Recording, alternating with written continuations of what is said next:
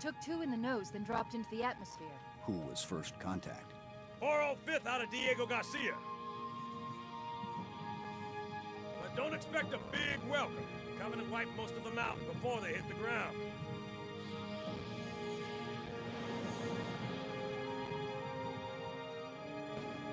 Immediate. Grid Kilo 2-3 is hot. Recommend mission abort. Roger, Recon. It's your call, Sergeant. We're going in. Get tactical, Marines! Covenant ground forces own this city. We'll need to deal with them before we can kill that cruiser.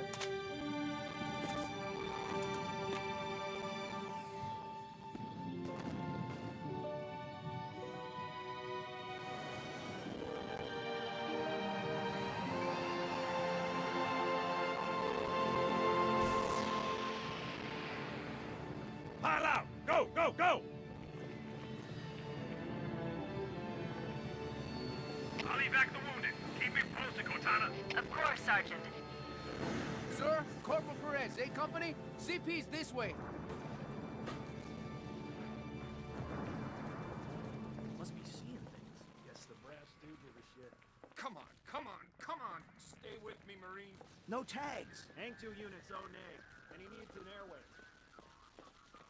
I'm calling it. It's 1900. The lieutenant got hit as soon as we dropped in. Who's in charge now, Corporal? Sergeant Banks, ma'am. He's pinned down up front. Come on, I'll show you.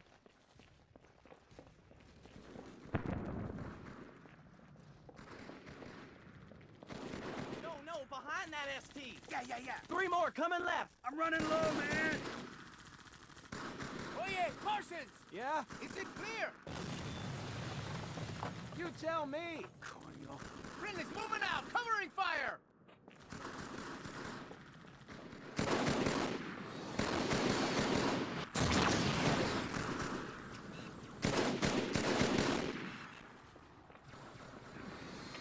Down low.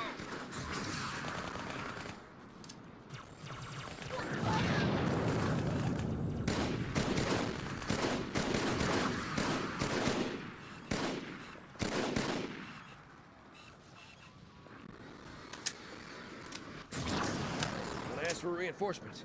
I didn't think they'd send a Spartan. We gotta take that thing out. Cover me! Tech HQ, this is Sergeant Banks. I've got hostile artillery 200 meters northeast of my position. Breach smoke, over.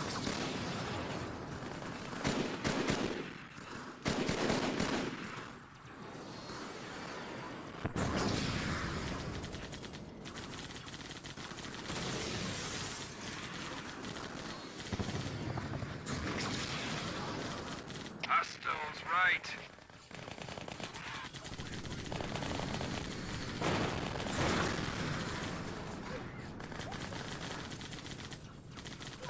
Damn it, HQ! Is anybody on this rig? Sergeant, this is Major Easley. Hang tight. We're inbound.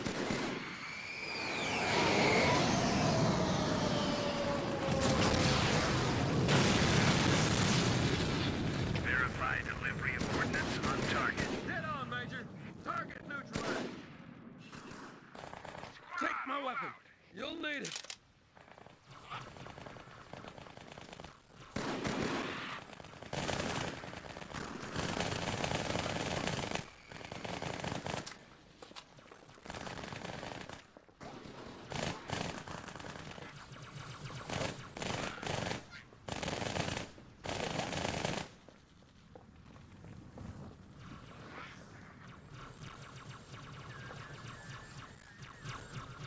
Dragon clear.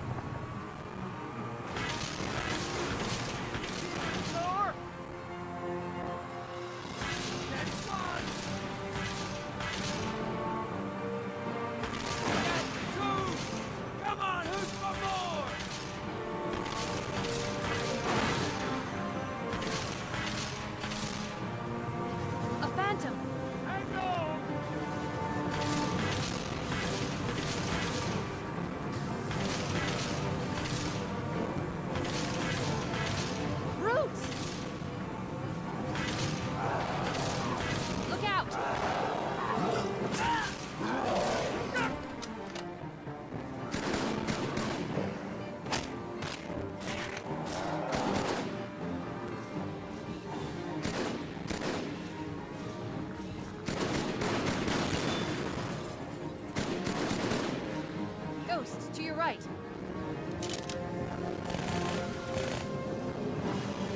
Wait for it. Nice! The Marines won't stand a chance if those phantoms double back. See if you can draw them off.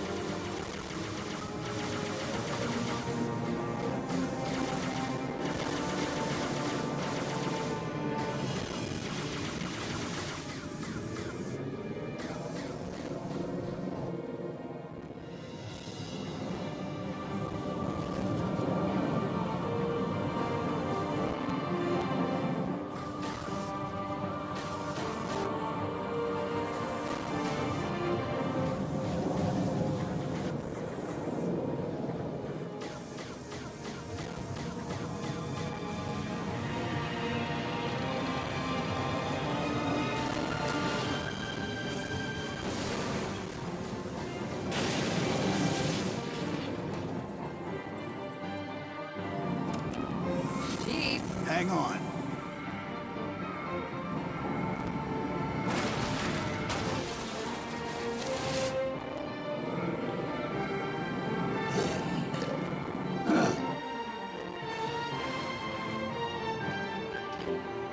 Bingo. There's the cruiser. Now, all we need to do is...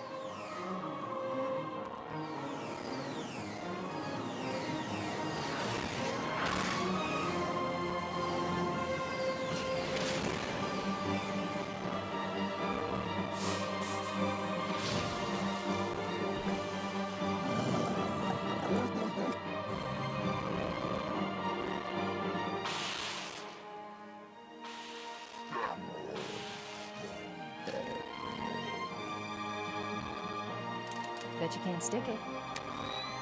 You're on.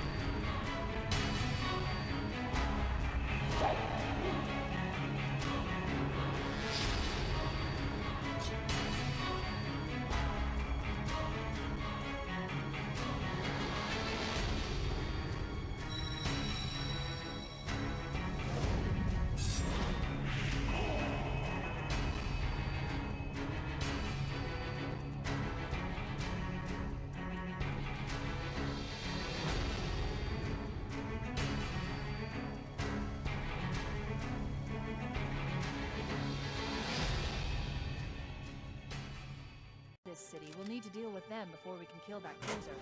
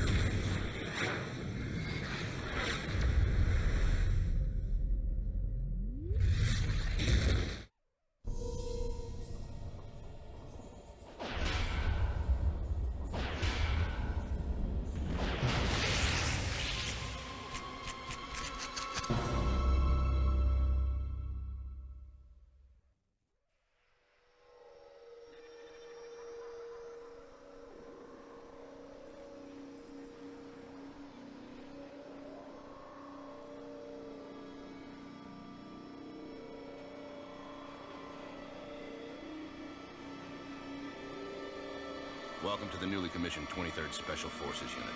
Codename Brute Force.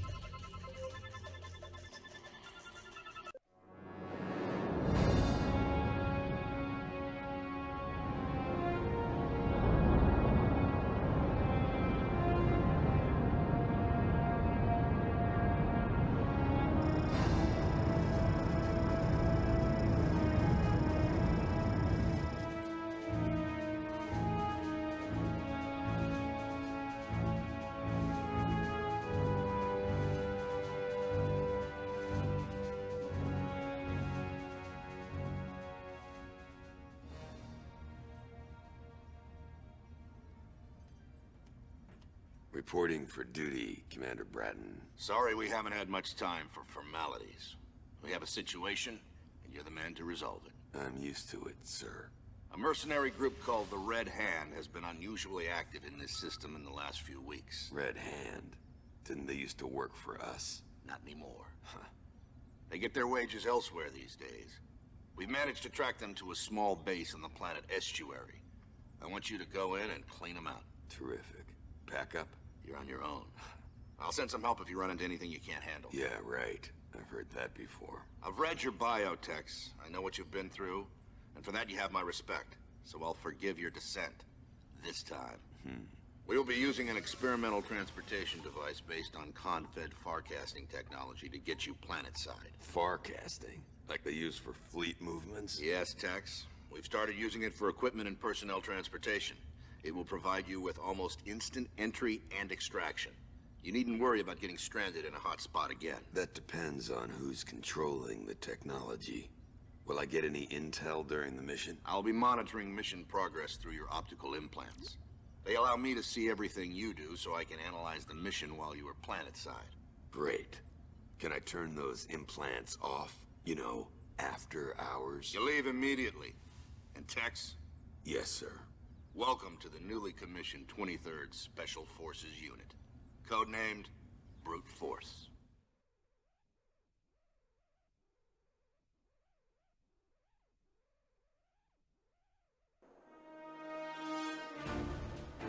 The enemy base is well guarded. There are deadly environmental hazards to consider as well. Watch your step. I'm going to guide you through this mission by updating yellow objective markers on your radar. Stay at the drop zone for a basic refresher course if needed. Otherwise, proceed to the first objective marker when you are ready.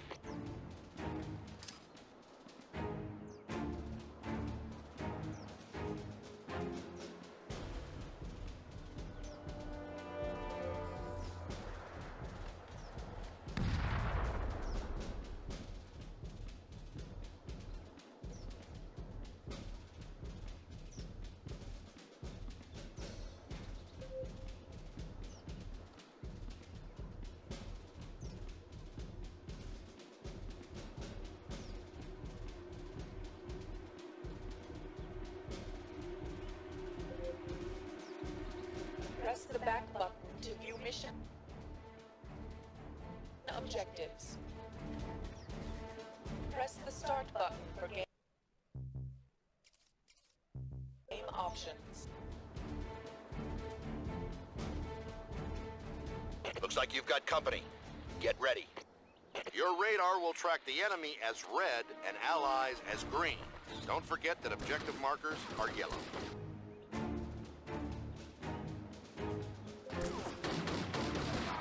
Keep it tight.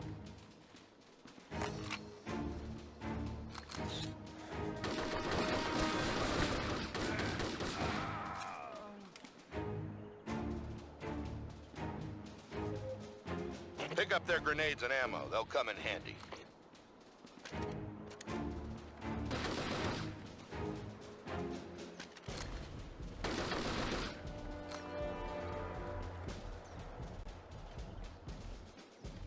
Nav beacon updated.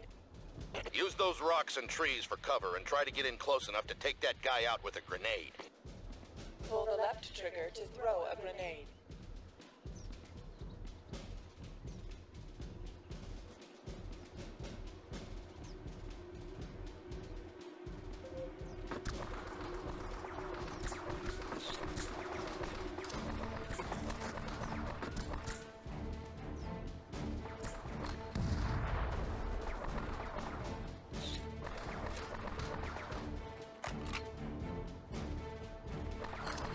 Nav beacon updated. Incoming!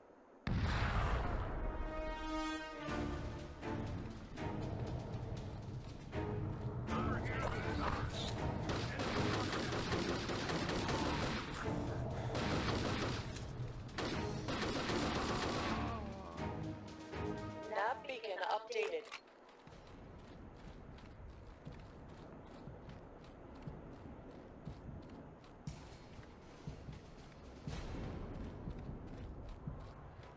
Hold up.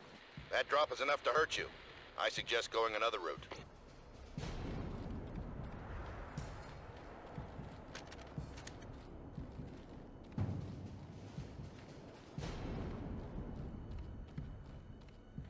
Be careful. They've got this place mined. Try to disarm a few and pick them up. You might be able to use them later.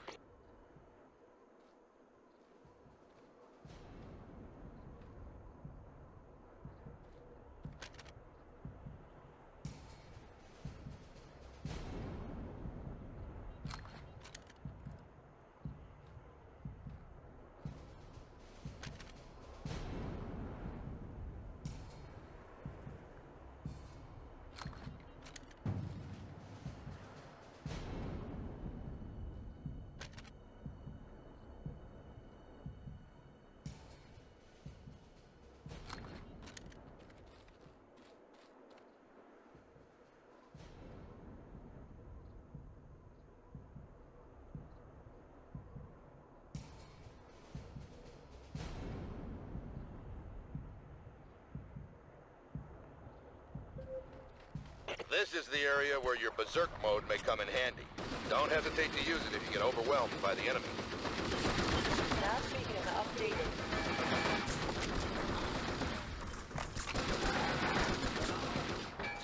I'm still standing.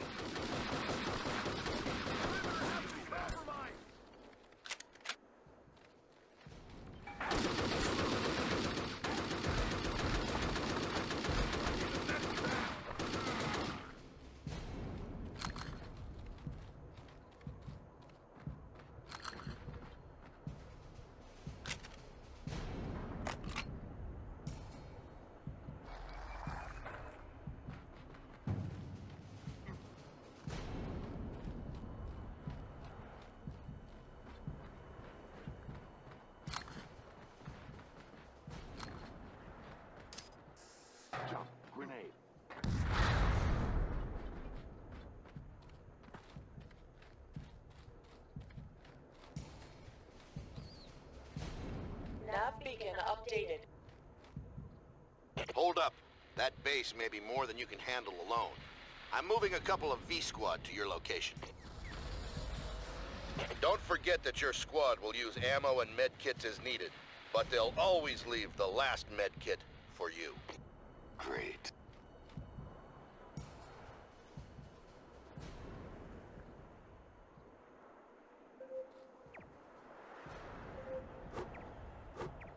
I'm right behind you. Right behind you. I've got your back covered.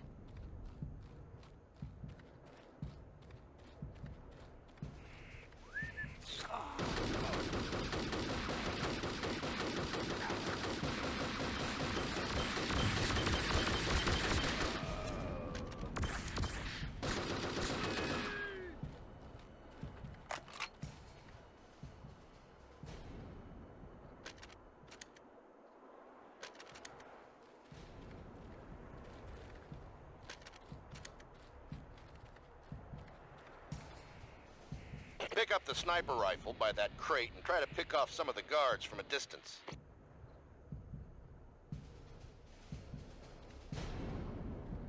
Nav beacon updated. Click the right thumbstick to toggle sniper mode.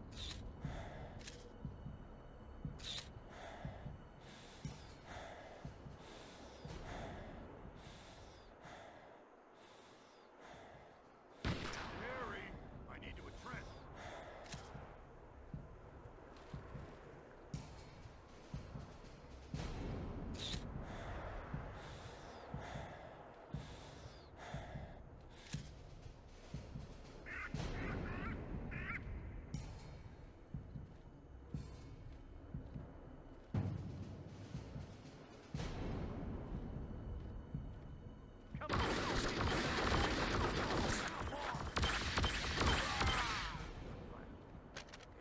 Sounds like target practice.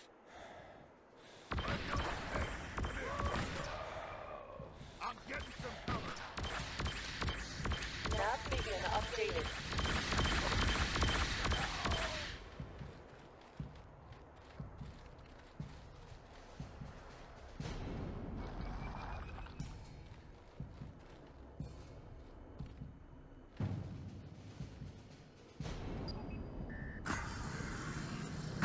Over here, man.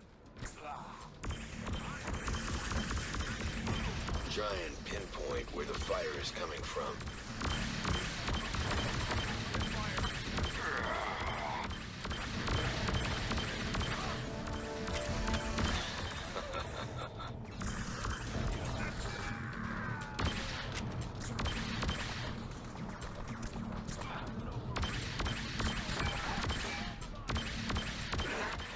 Gonna need a medic pretty soon.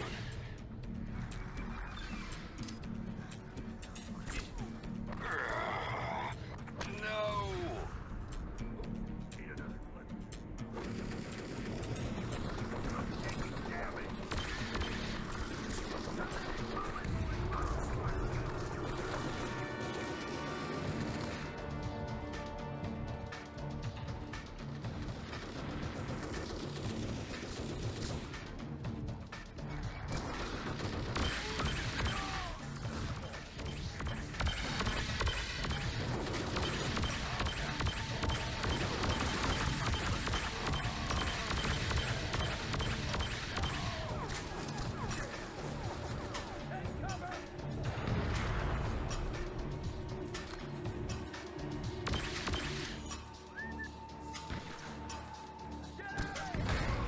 Man down! Man down!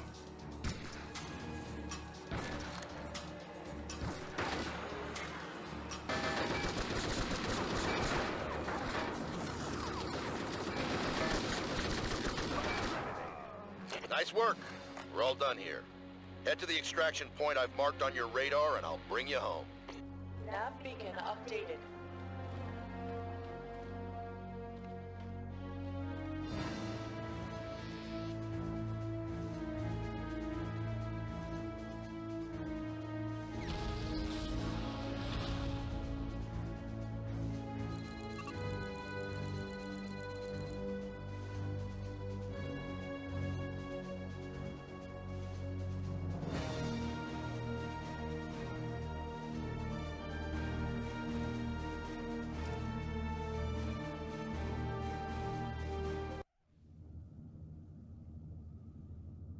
We are still analyzing the technology you recovered from Shadoon, but in the meantime, something urgent has come up. The Red Hand is still active on Estuary. The attaché case you recovered from Caspian suggests an alliance between these mercenaries and members of the Caspian underworld. What are they up to now? The Red Hand has started excavating ruins on Estuary. They are recording ancient hieroglyphs from the temples and transmitting them to Caspian. We haven't pinpointed where yet. Why? And why do we care? There is power in ancient writing. The power to control spirits. Enough! These are enemies of the Confederation. We need to move immediately or we might miss our chance. Once planetside, destroy their means of escape and any communication devices you find. Try not to destroy those ruins, though. Those hieroglyphs are obviously important to someone.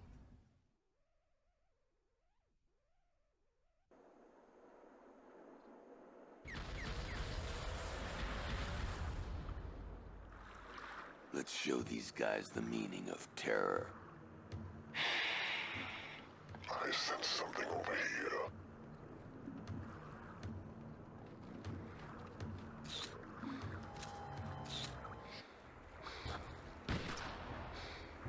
Someone's firing. Bad, but it ain't over. Bad guys. I'm ready to rumble. Any word on where we strike next? Sounds like we may be scouting for a new... Better cut off their escape route. Take out that chopper.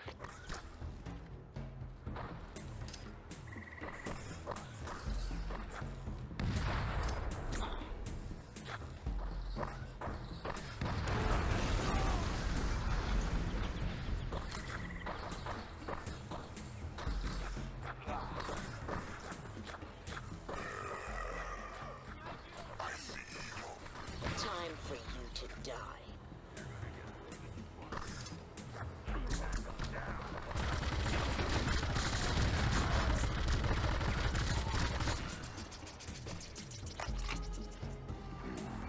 Feels good.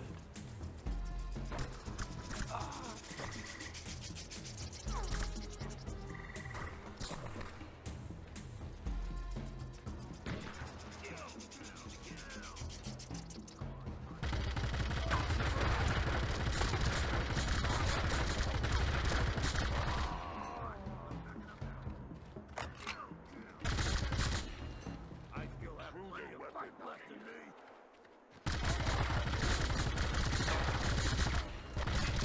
The Red Hand working with the mutants? But why? I'll be sure to ask the next one that isn't shooting at me. I hear weapon fire.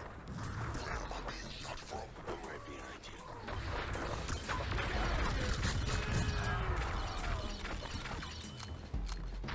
Not feeling too good. Following.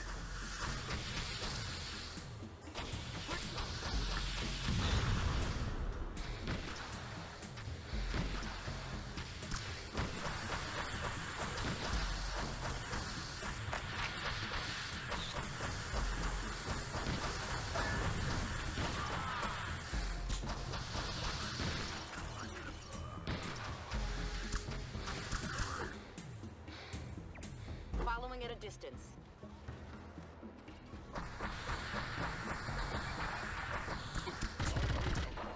Hey, come here.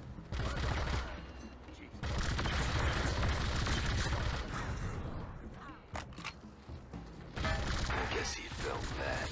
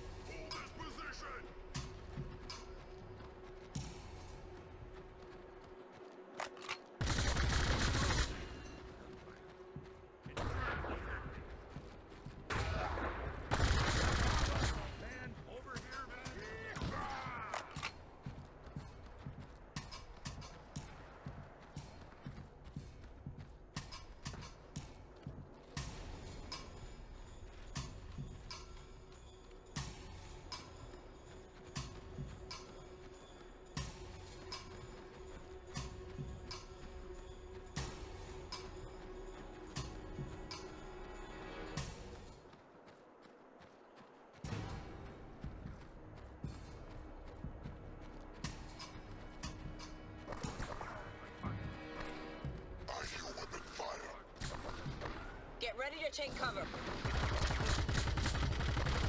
Harry! Come on, let's kick down!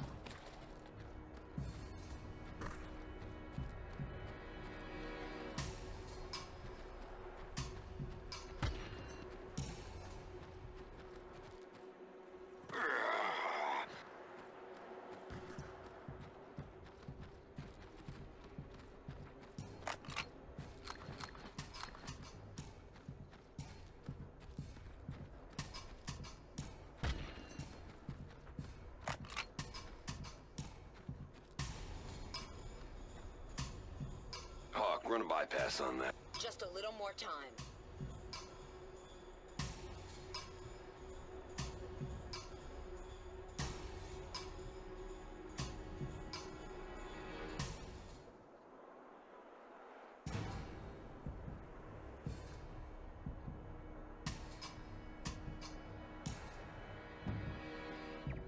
Following at a distance.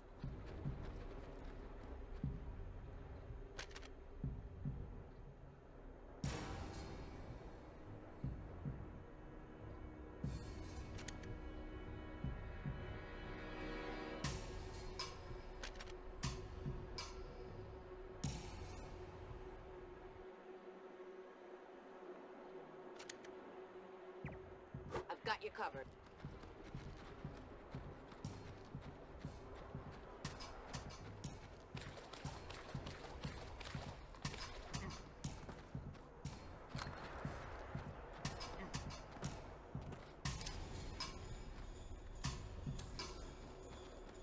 We've got inbound!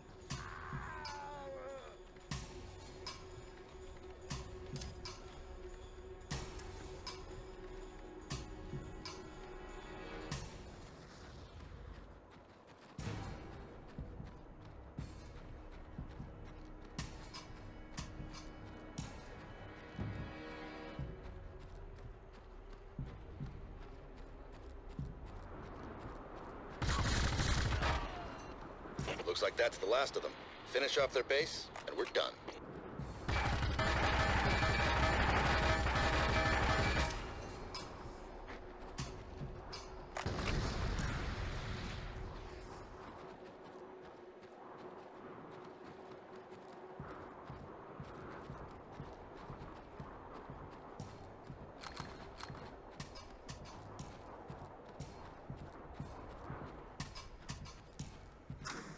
DNA canister extracted.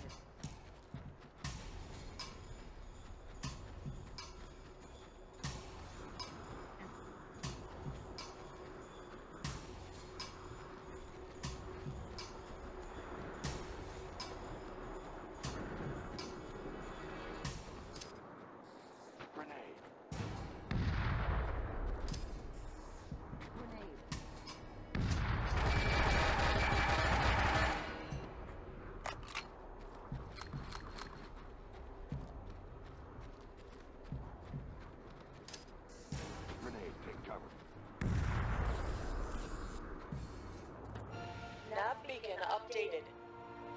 Excellent job, team. You made that look easy. Head to the objective marker for extraction.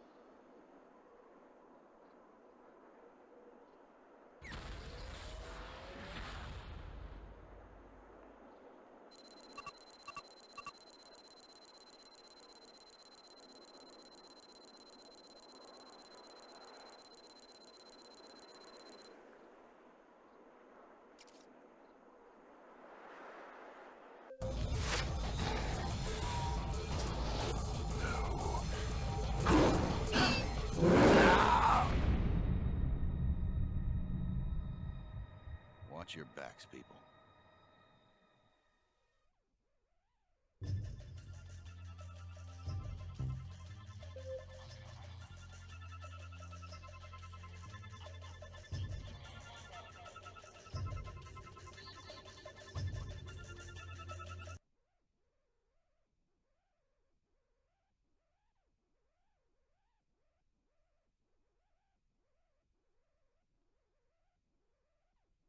CP's this way.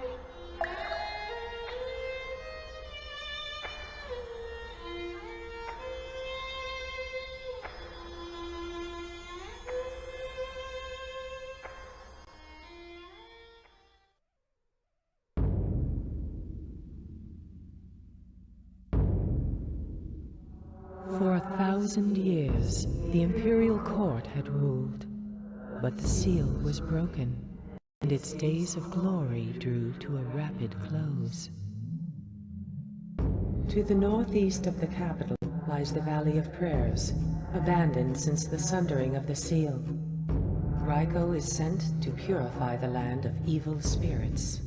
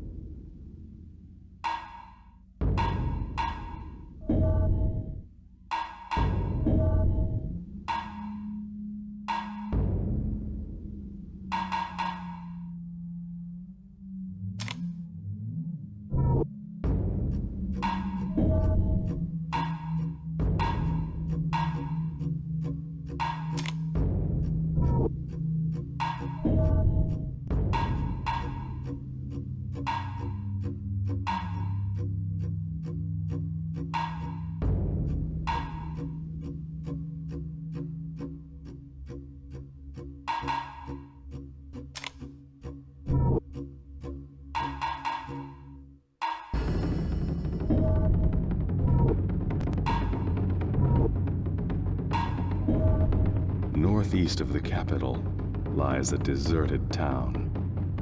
Destroy the strange demon living there.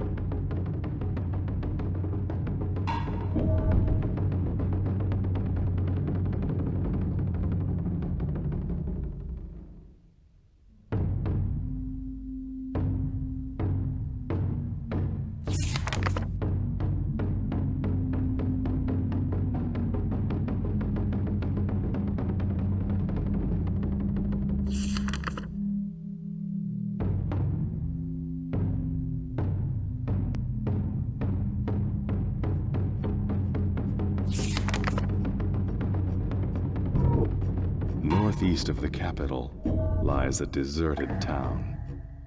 Destroy the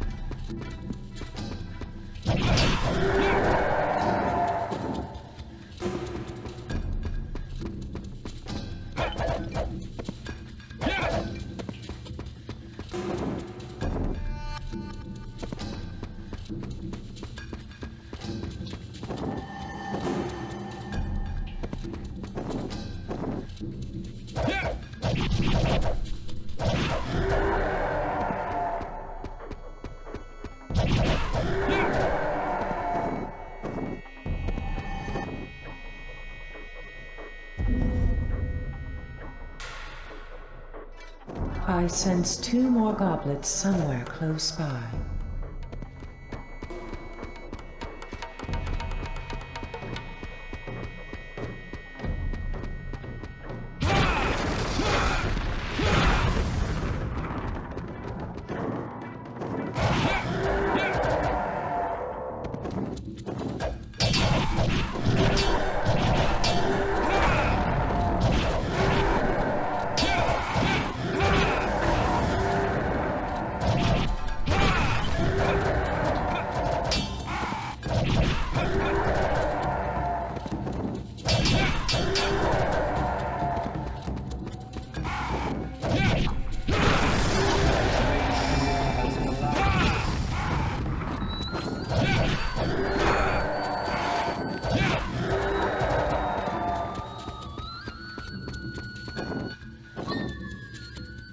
Raiko, you must find the 3 goblets.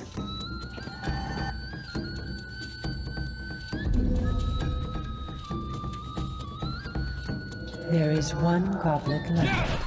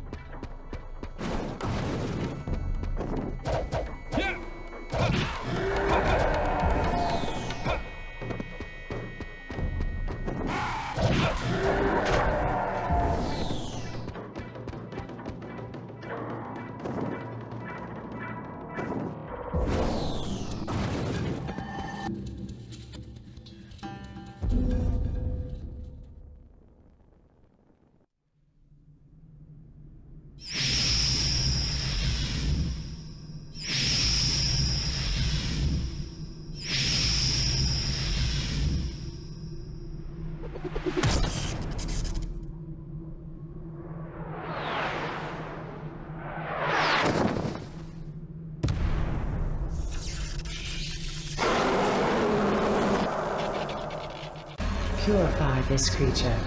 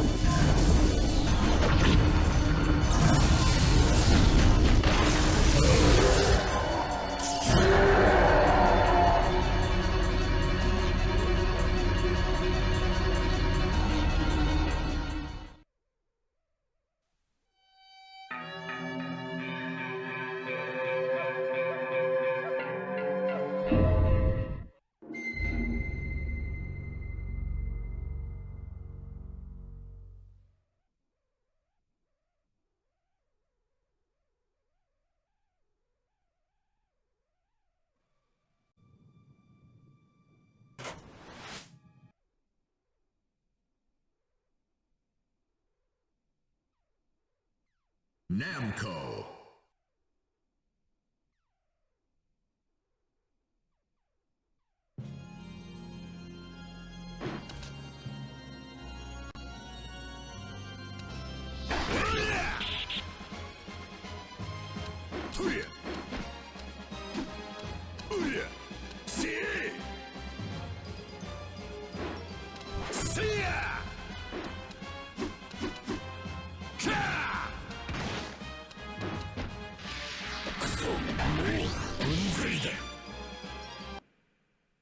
Soul Calibur 2.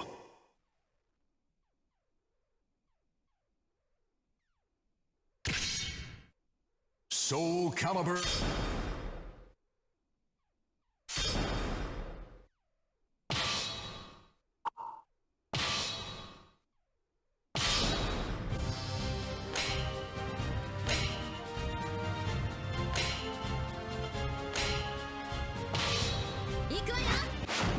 Versus Raphael. A solemn madness hones his blade.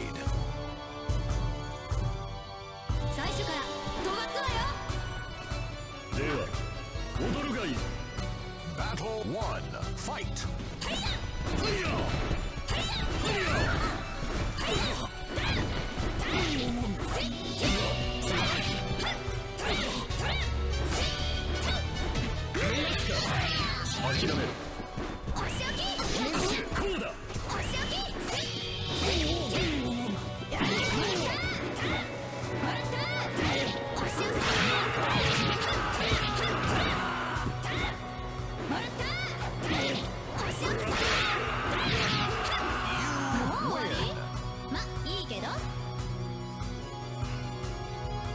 Battle 2, fight!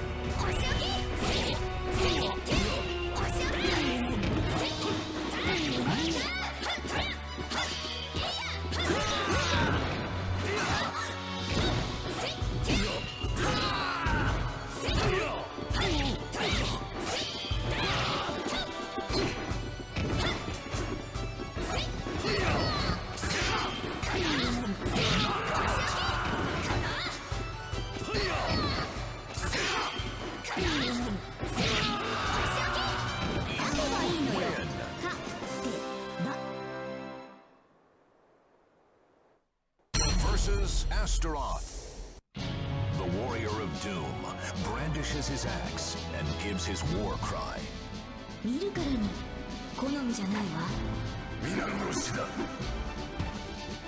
Battle 1, fight!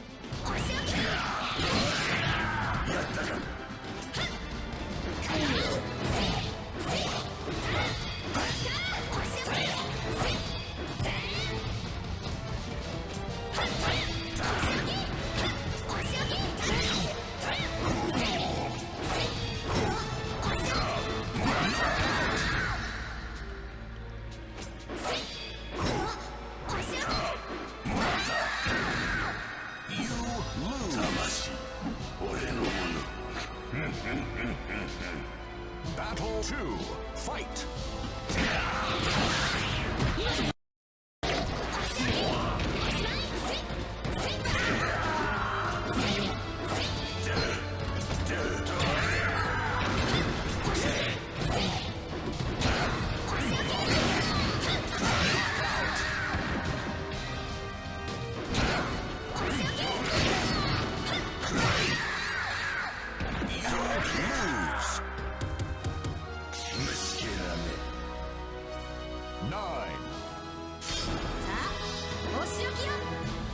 Battle 1, fight!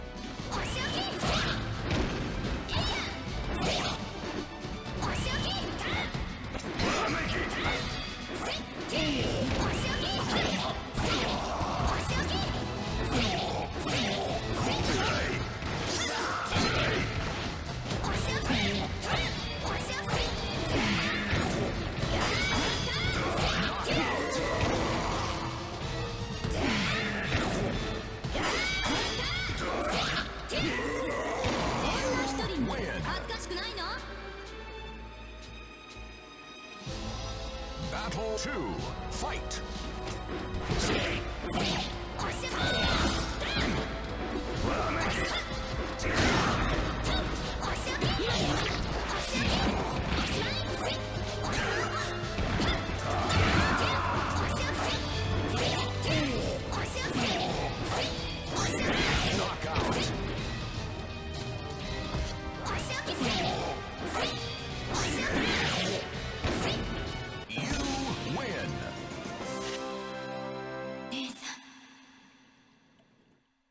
Versus Taki. Her shadow moves with stealth and disappears into darkness.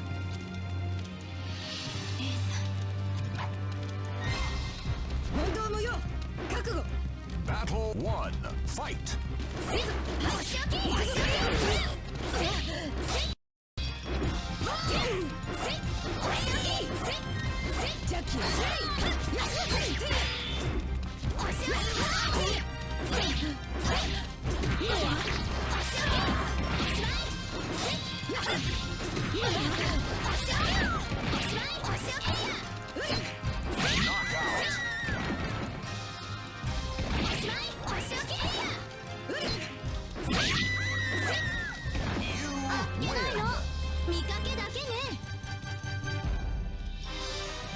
Battle 2. Fight!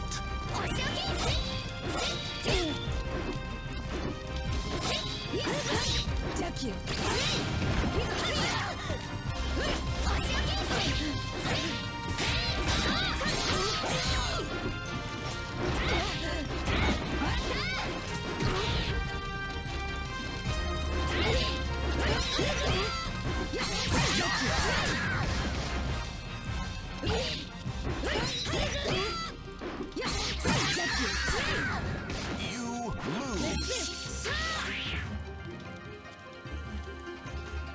Final battle. Fight.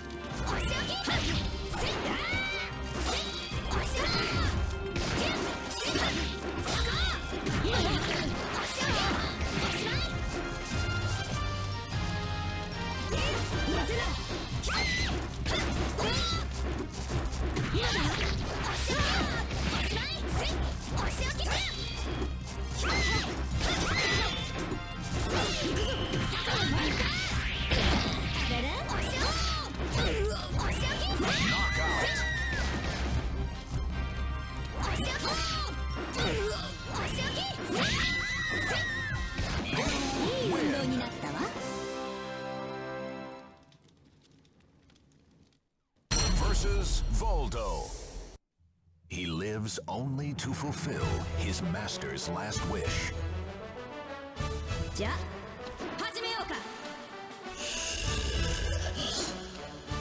Battle 1. Fight!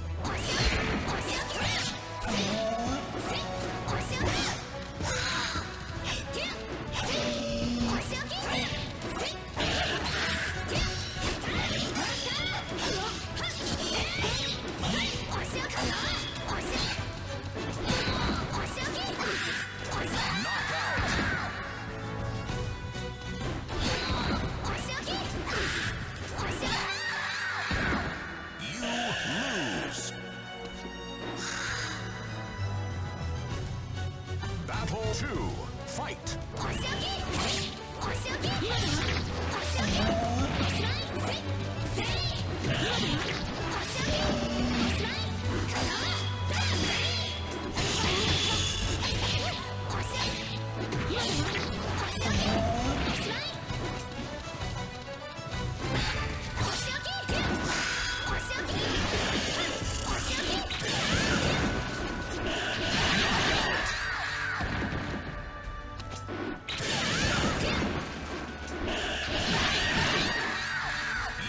Lose.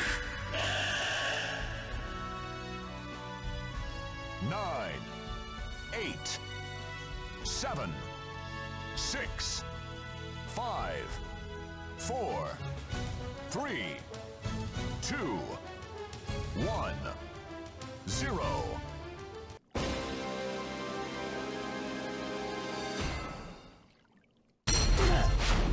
Versus Raphael. A solemn madness hones his blade.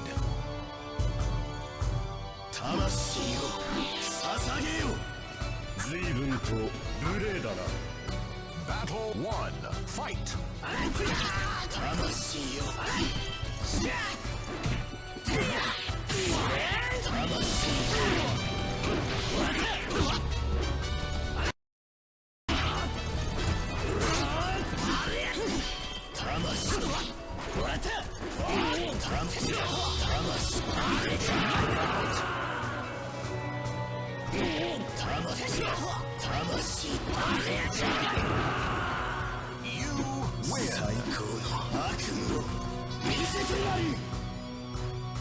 Battle 2, fight!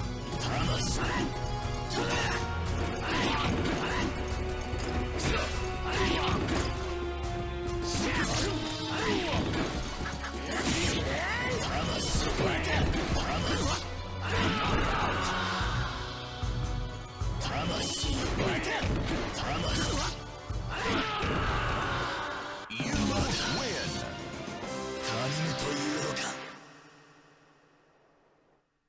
Versus Astaroth.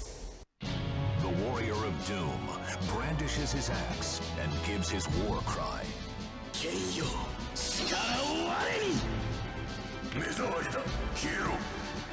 Battle 1, fight!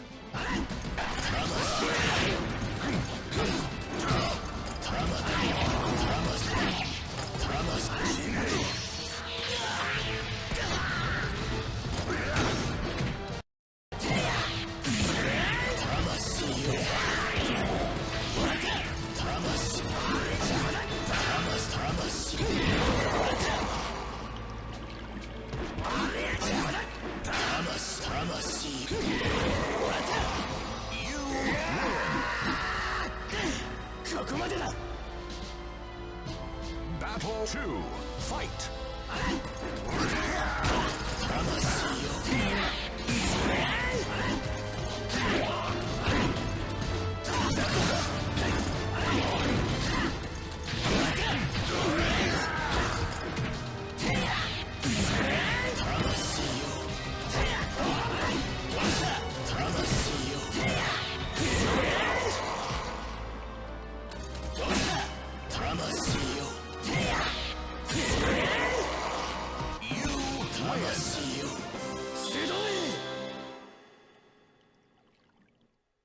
Versus Taki.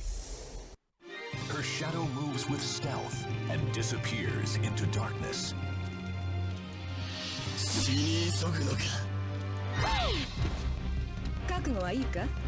Battle 1, fight!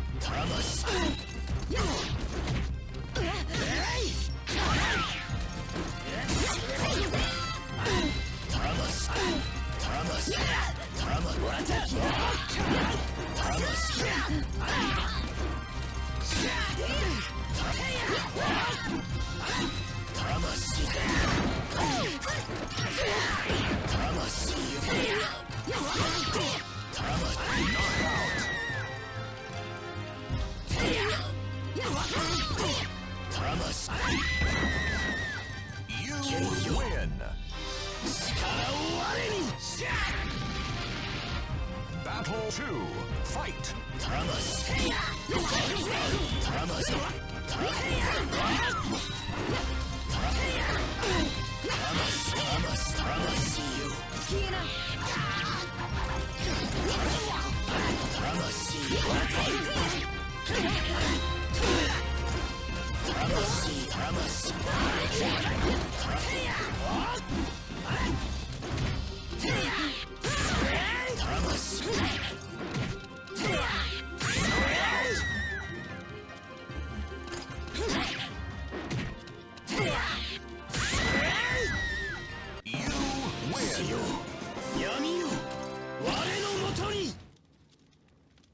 Versus Voldo.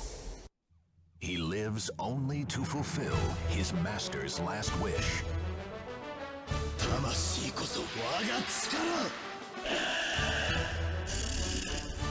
Battle 1, fight!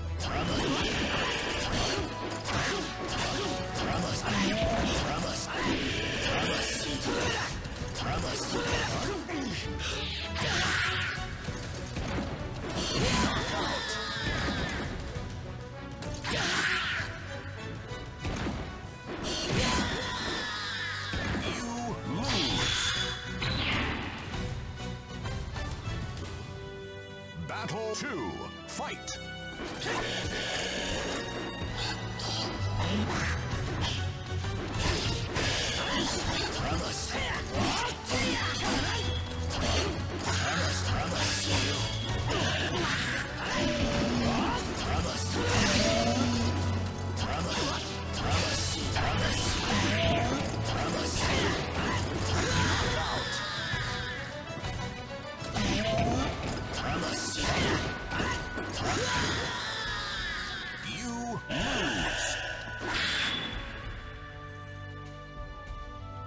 9.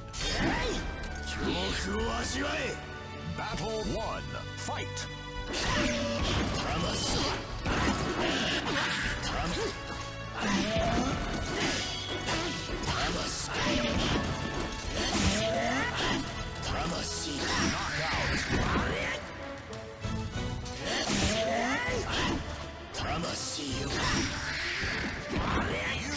Win! Battle 2. Fight!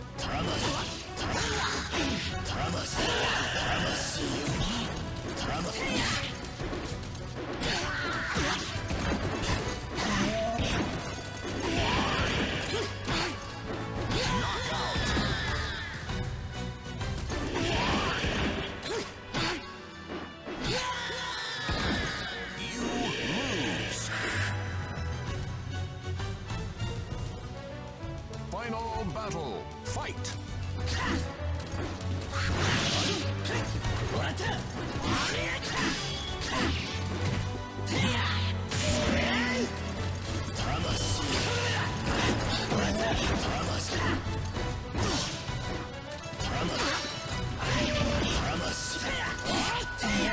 Knockout!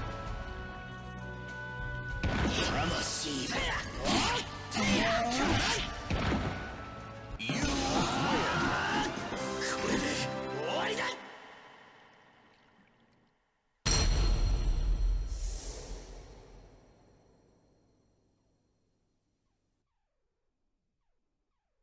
Namco. Soul.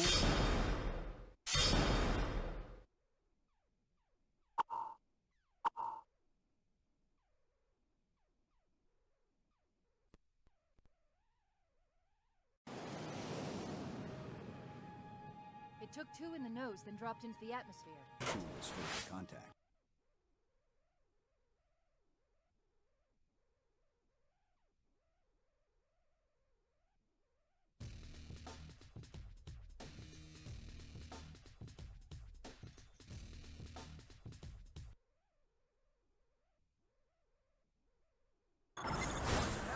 Well, you got it anyway.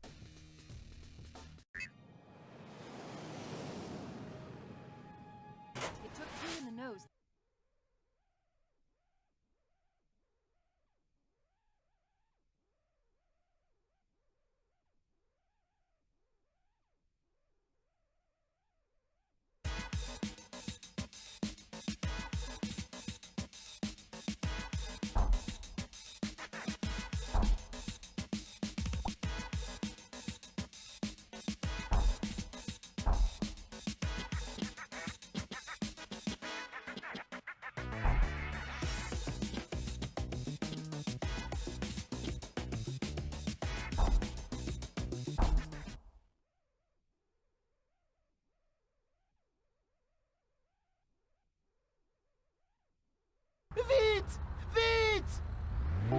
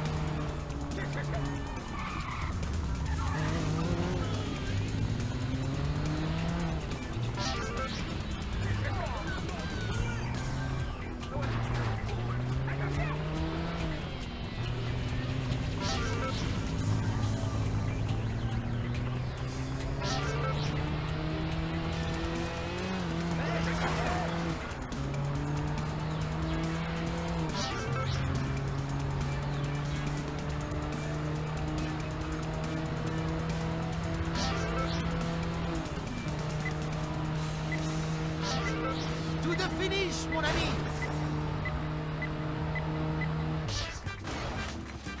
Allons, enfants de la patrie! Le jour de gloire est arrivé!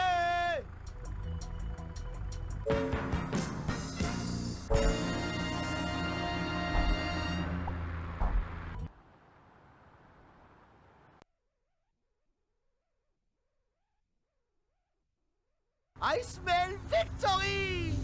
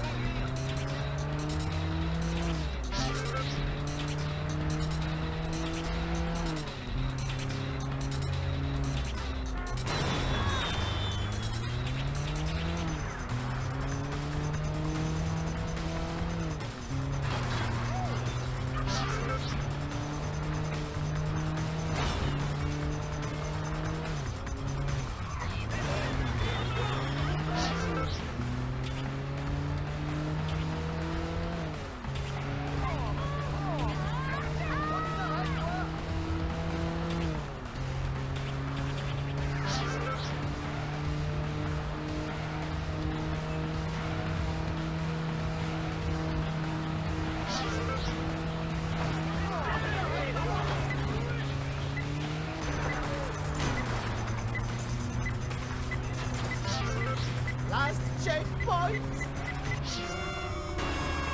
That performance really bugs me.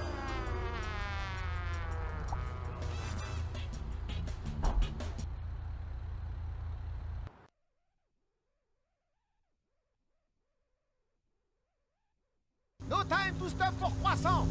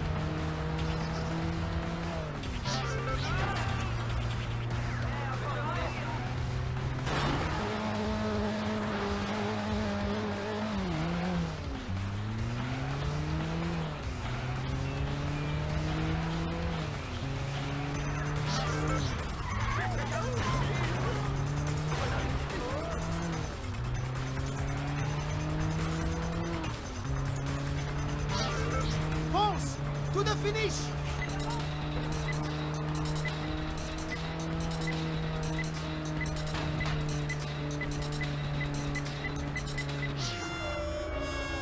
That performance really bugs me.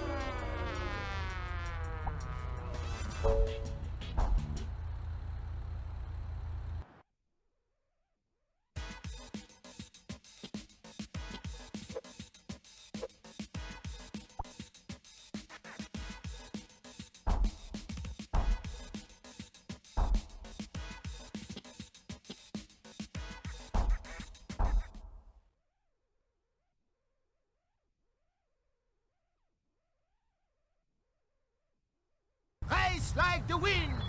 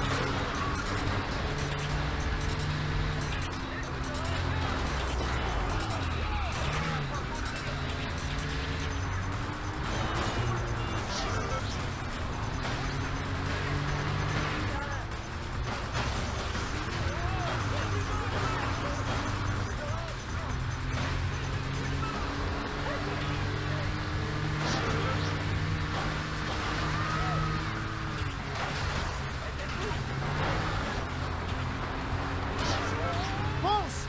To the finish!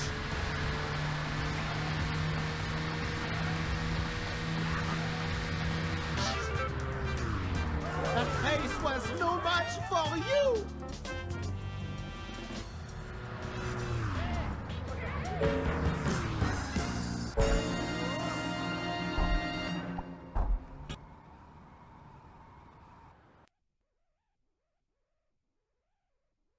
Dépêche-toi! Hurry up and win!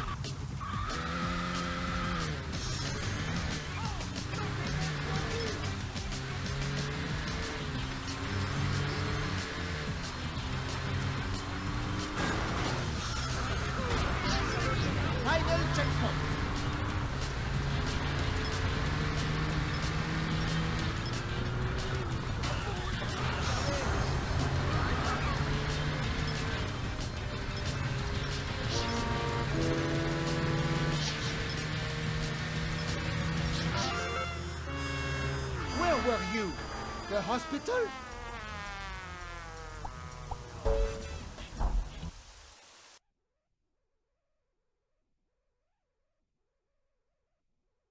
You know who is...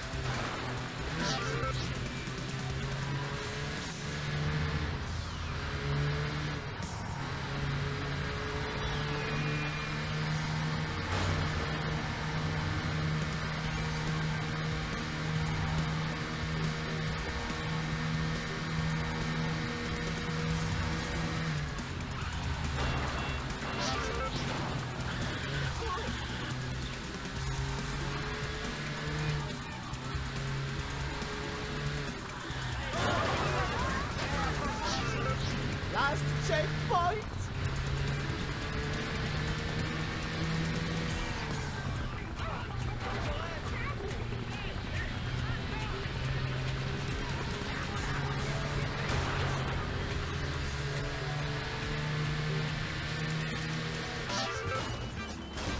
Oh my goodness! Now that was wonderful!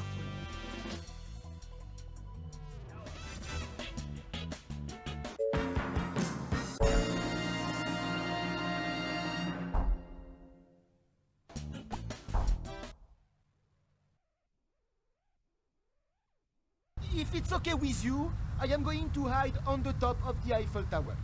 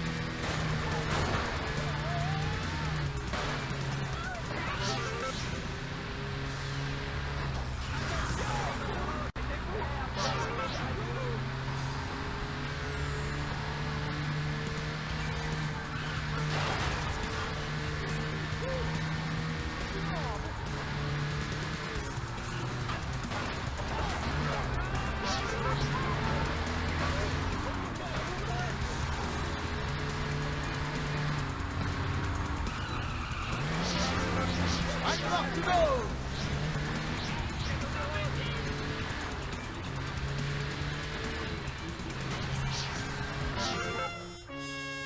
Where were you? The hospital?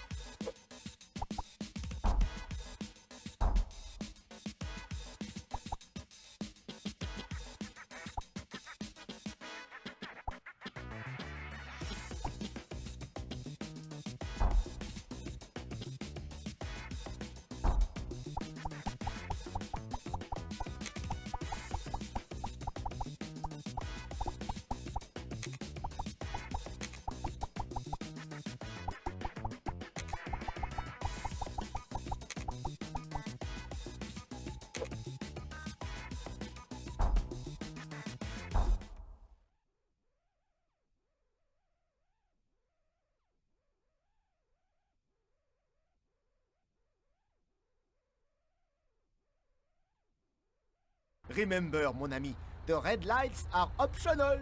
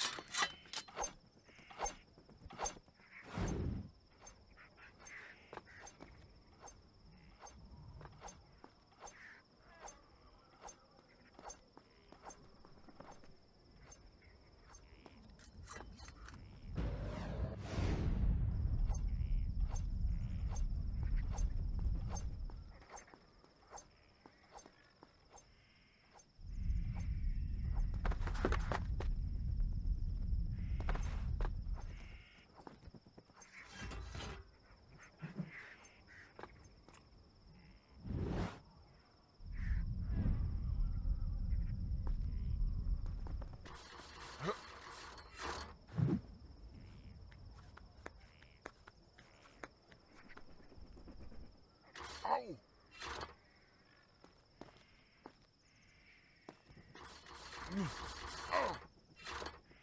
Oh. Oh.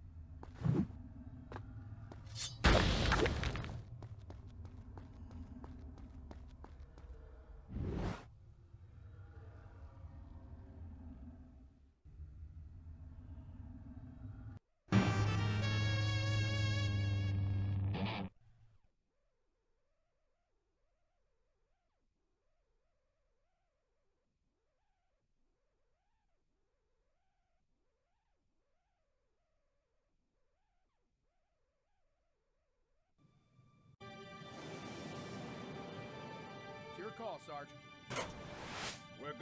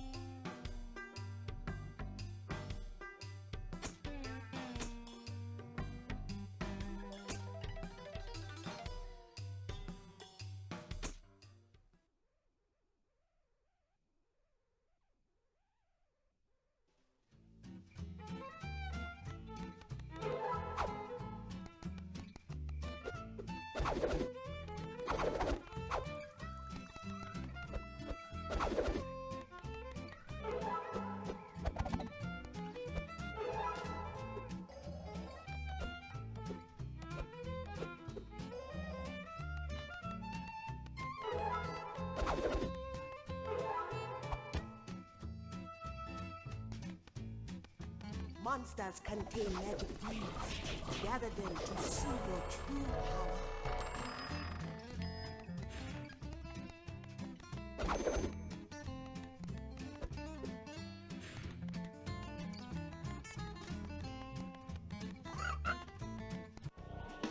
Look for more of these. This is a voodoo icon. Each voodoo icon will give you a voodoo power. Your voodoo powers are the best way to destroy many monsters at once. Take this one now and use it well.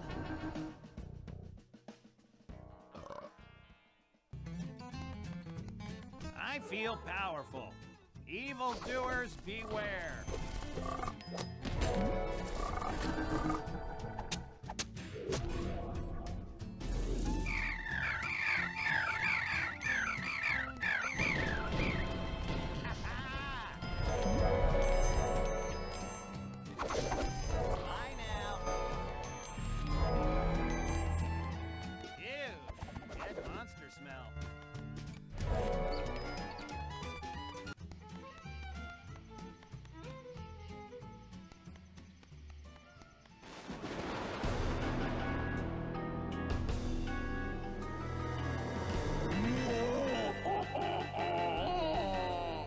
Tremble! Kneel! It is I, Cosmo the Inscrutable! Behold the future master of the world! Who is this so-called champion who dares oppose me? Show yourself and face your mortal enemy!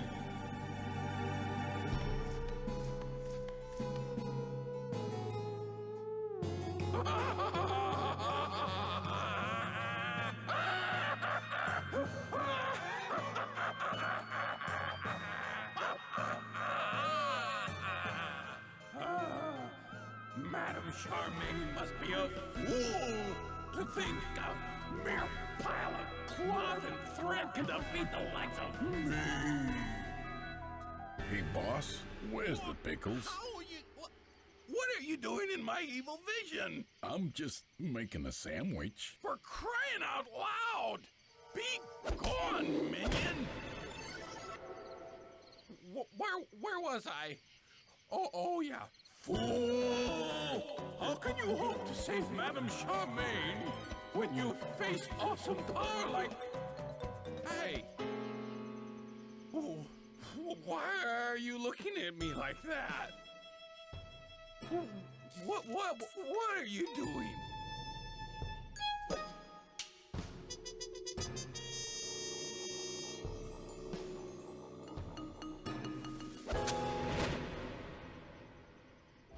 Never mess with a voodoo doll, Poindexter. Freaking idiot. Dragging me out on a night like this. Might as well get this show on the road, though. Can't believe they want a 10-inch voodoo doll to go be a hero. Why can't some other perfectly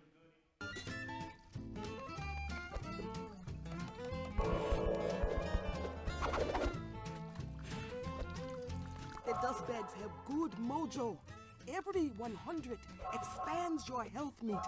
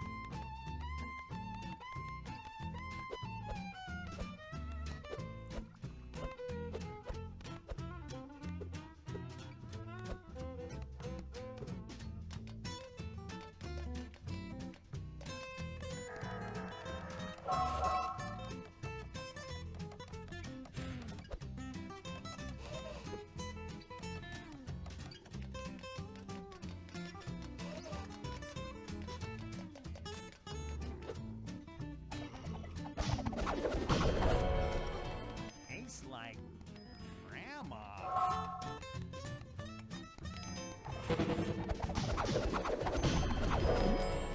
Phone call for Mr. Agony.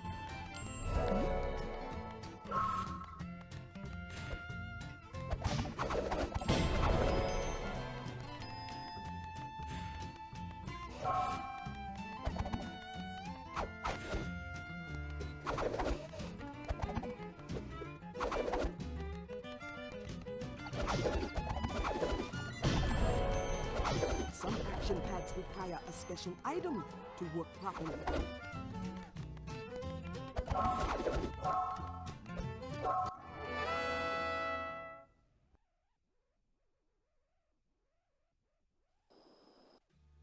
Gates must fall if your quest is to continue. 2 surly gas pumps rule this intersection. Be careful. They will do their best to stop you.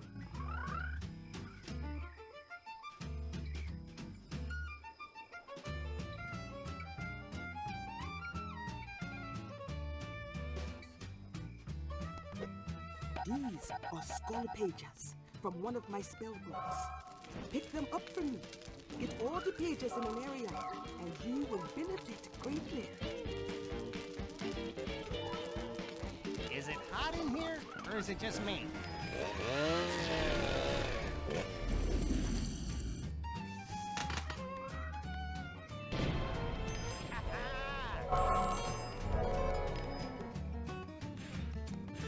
Is it hot in here, or is it just me?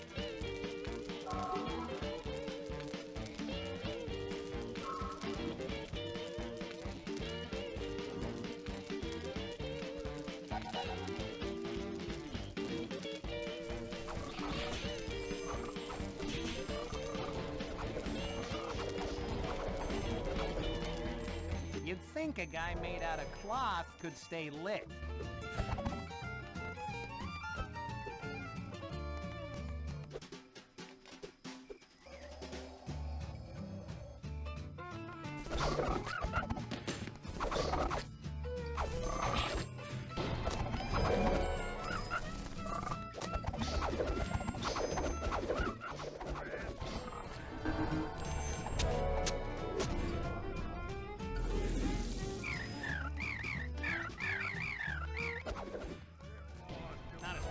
far, but I'll take it.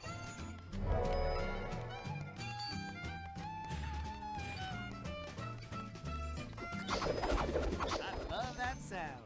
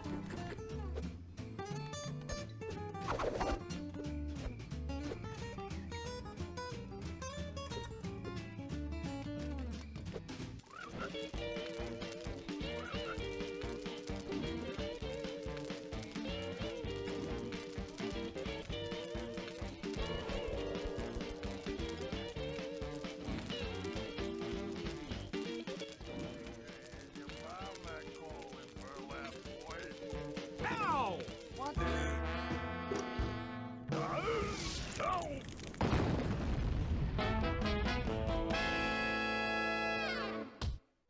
It couldn't happen to two nicer guys.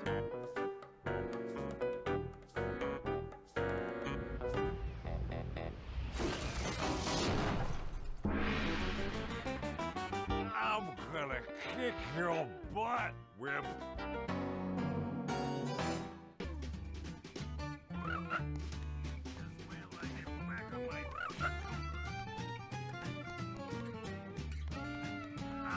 gonna kick your butt, Whip.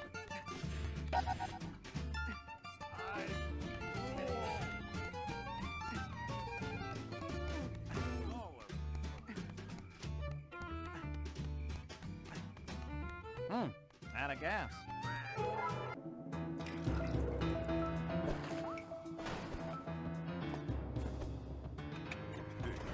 You're not so tough. I rule. I'm sorry? Speak up, I can't hear you.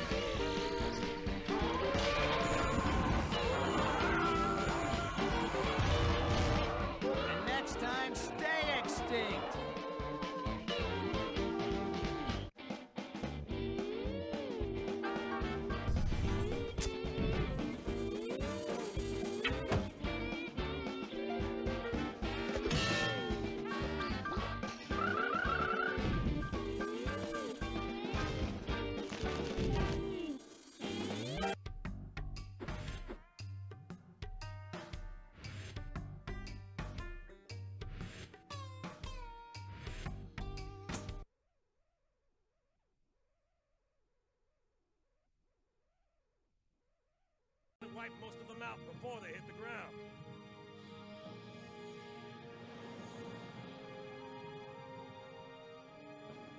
Immediate.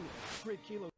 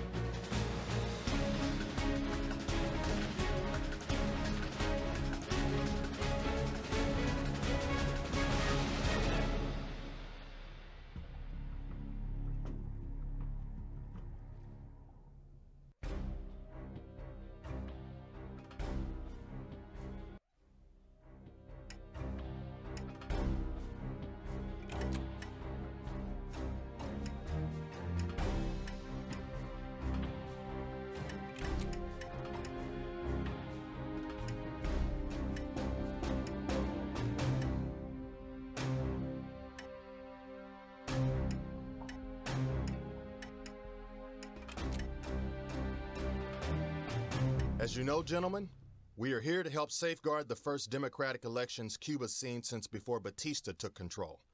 Since Castro's death in 2006, the Cuban people have had a succession of increasingly incompetent thugs in charge, and thankfully, that's going to change. The elections are going to occur in early May, and our job is to make sure that they go off without a hitch. What that means is that we've been volunteered to make sure the elements who want to bring back the bad old days don't get a chance to win the elections at gunpoint. Your first assignment is a basic contraband seizure. One of our patrol helicopters spotted a light cargo plane dropping a few suspicious-looking crates over an abandoned tobacco plantation. The chopper crew was able to drive off the men who were moving the crates once they landed, but they need ground support to do the job properly. Seeing as the troops trying to haul those crates off look a lot like the guerrillas who've been reported bullying voters in a few of the western cities, we're not taking any chances. Your orders are simple. You'll be inserted by helicopter on the plantation grounds. Once you're en route, the patrol chopper will peel off and leave the ground troops to you. Take control of the old plantation buildings first, as that's what the guerrillas are using for cover. Then, secure those packages by clearing out the troops around them. They'll probably make an effort to retrieve them once the helicopter leaves, so things will be happening in a hurry.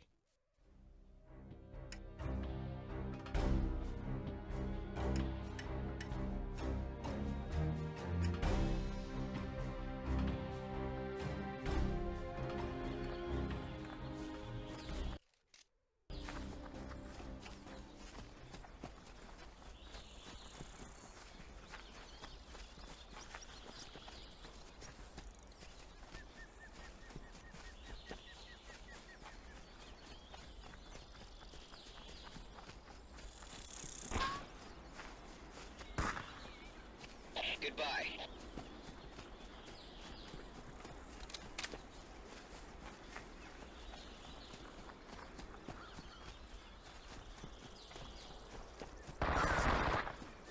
Nailed him.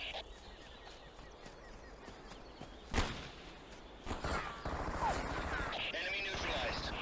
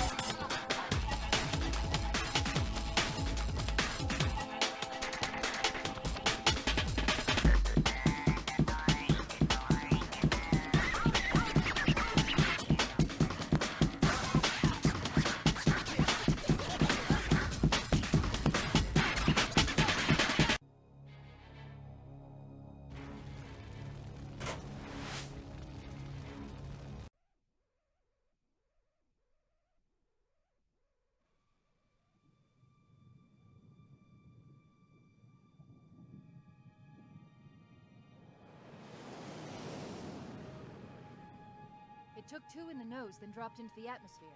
Who was first contact? 405th out of Diego Garcia.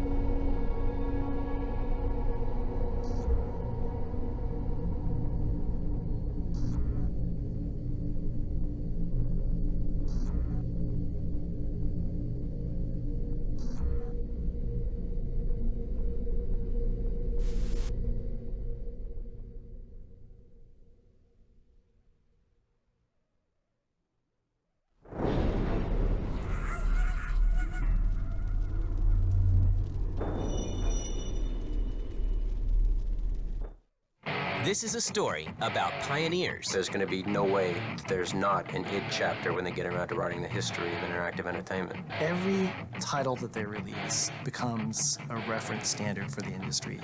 Demon killing.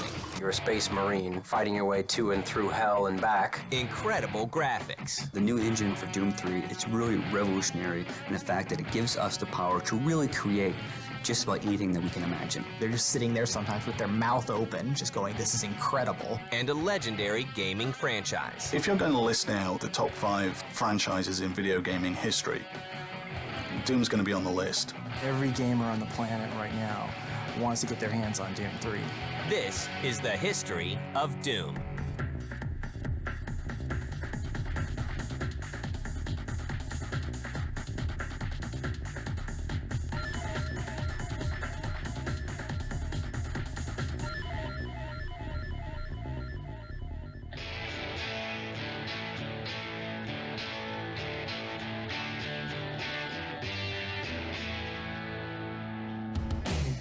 It's May 5th, 1991, and a small company in Mesquite, Texas called id Software makes a big impact with Wolfenstein 3D.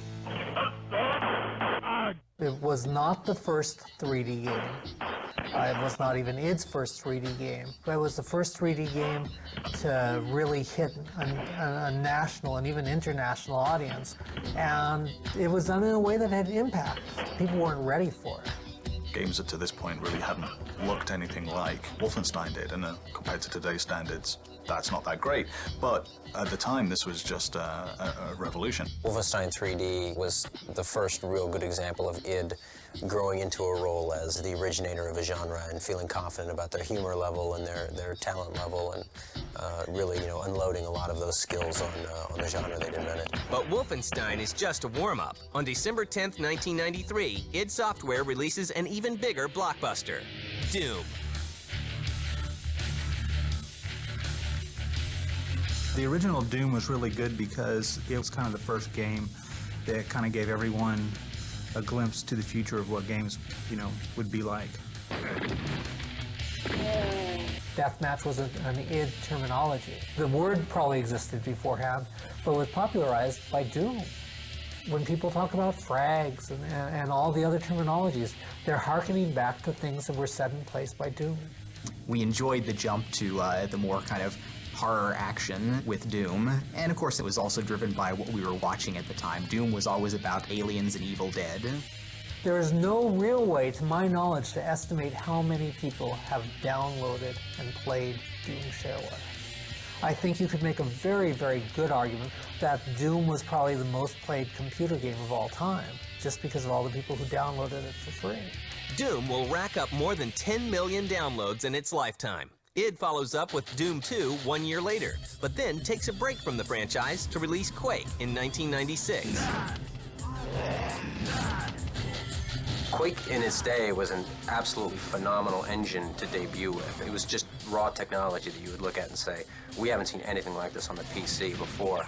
And then they took it a step further. It was actually brilliant fun to play in multiplayer, and really created the multiplayer shooter as a phenomenon event. id Software's games in general appeal to fans because they put out next-generation technology with their new big games, and they're able for PC gamers to take gaming where it hasn't been before. I was certainly a strong advocate of getting good 3D acceleration in early on, and we went out of our way to do some of the early things like the rendition version of Quake, the original GL Quake being freely released. id continues to push the boundaries of technology with the release of Quake 2 in December 1997 and Quake 3 Arena in 1999. Quake was central in convincing every serious PC gamer you had to have at least a decent 3D card, and preferably the latest and greatest. Really the big thing was when we went to Quake 3 requiring hardware acceleration on there. And that was, again, a somewhat gutsy move at the time, because there had been a few hardware-only games, but they had been these small niche products that generally hadn't been very successful. But once you were past that hurdle, you were never going back, and PC gaming changed forever, because that was the only way to play a shooter if you were serious at all. And Quake 3 was looked at in a lot of people's eyes as a bellwether of, is this going to be okay to do this at this time? And while Quake 3 wasn't our largest success, it was certainly a big enough success that everybody looked at it and said, yeah, you could still take advantage of the hardware features and still be very successful. Every title that they release becomes a reference standard for the industry. It raises the bar once again. id Software is ready to start its next game, but the small developer must first face its inner demons. The new millennium is just around the corner, and id Software is going through some birthing pains. Every project for the last couple ones we had been considering, well, you know, is it time to remake Doom with new technology and all that? At the end of Quake 3, we did have a little bit of an internal spat over where we were going with the next project. The only kind of foregone conclusion was that it was going to be single-player focused because there was a good contingent in the company that wasn't happy with the Quake 3 kind of activity level of gameplay. We wanted to really create this scary, intense, action-packed horror game, and everybody is much more afraid when they're alone. But there was still debate over exactly what we were going to do, and it did come down to a point where, you know, we had a big forced issue about it where I wasn't at all comfortable with the alternate project that was being pushed on there, and it wasn't clear that we could come up with a clear, unified company direction on something brand new. And every project for the last couple ones we had been considering, well, you know, is it time to remake Doom with new technology? John, when he was doing research on what the next generation of technology for id was going to be, came to the conclusion that he was going to be able to realize sort of the vision that he had in his mind's eye when he came up with the original idea for Doom, in that we could use and leverage that technology to really create this intense action horror game and make a really scary version of Doom. Originally, I was opposed to the idea. I was a bit concerned that the team that we had, which was a bit in transition, wasn't going to be able to really push Doom in a direction to sort of live up to the title. So I just kind of made that the stand and said, now's the time. We can do some really radically better stuff with new technology now. In hindsight, my opposition was absolutely wrong. The decision was great. Bringing back Doom is an exceptional challenge. We've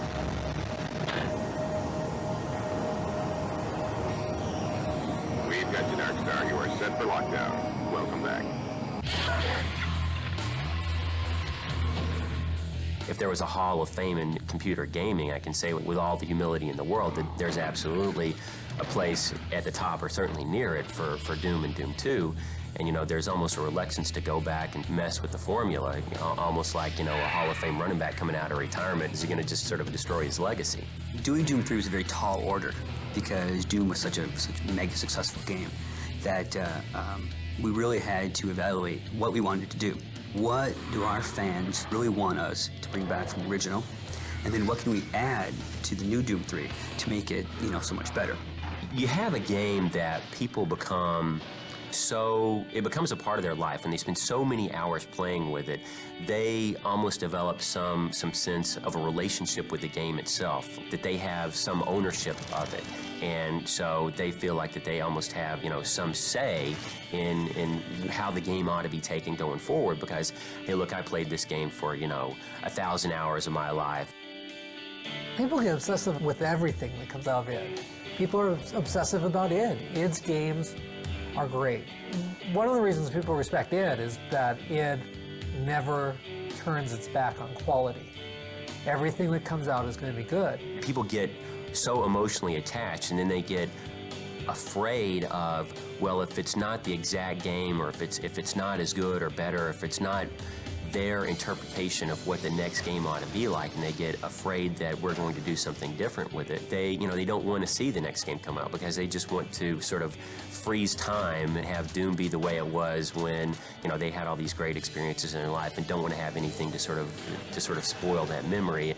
We definitely understand, you know, people's emotional attachment to the properties, because we feel it too, and at least as strong as they do. On June 1st, 2000, work begins on making Doom 3 a worthy successor to the legendary franchise. It's the new millennium, and id Software is hard at work on Doom 3. The first year of Doom, after I had laid down the very basic technology, I was always saying that there's kind of like tripod of features and technology that's going to make Doom what it is. There's the unified lighting and shadowing. There's the more complex animation and scripting, which will show off that lighting and shadowing on there. And then there's the GUI surfaces, which add the extra level of interactivity to the game. And all of those really proved out correct. The new engine, for Doom 3 is it's really revolutionary in the fact that it gives us the power to really create just about anything that we can imagine. Okay, there's a few things we need to take care of first. And id pieces together the game's new storyline with the help of science fiction writer Matthew Costello. We actually contracted a professional science fiction writer to help us with the story. That was a first for id. He left you no choice. True, but this is the last time. After we laid the basic story foundation down, we storyboarded all the action. That also was the first for id. We knew we wanted to take the Doom story, the original Doom story, and the Doom environment, and sort of bring that into the future. Amazing things will happen here soon. You just wait.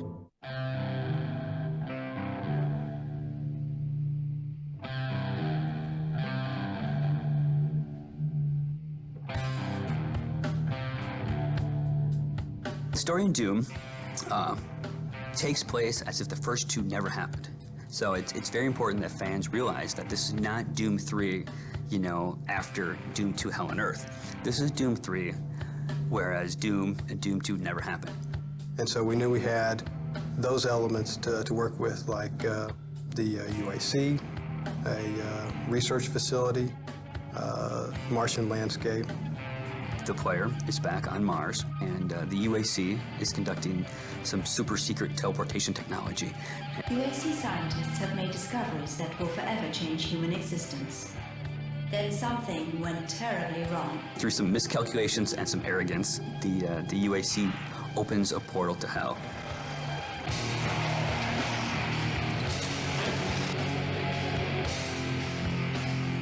When we started thinking about what direction to go with that, we looked at different movies that we felt like that would portray those demonic elements, monster elements, the Martian landscape, the weapons that we felt we'd have, things like that. We've really kind of taken a new approach on the old story. We've answered some questions like, where did the UAC come up with the technology? What's the demon's motivation? I mean, we've really expanded all of those aspects and made a really, engrossing story. And some old enemies make a return, along with a few new surprises. With the ultra-realistic looking, textures and monsters, we could bring those original demons that people love so much from Doom back, with just larger-than-life quality. There's quite a few little elements that popped up here and there in Doom 3. There's a number of textures, from little tech textures or some evil wall textures or satanic symbols and things like that. The original Doom demons are very classic in themselves. We knew that we had to bring the great ones back, like the Cyber Demon and the Imp and the Pinky Demon.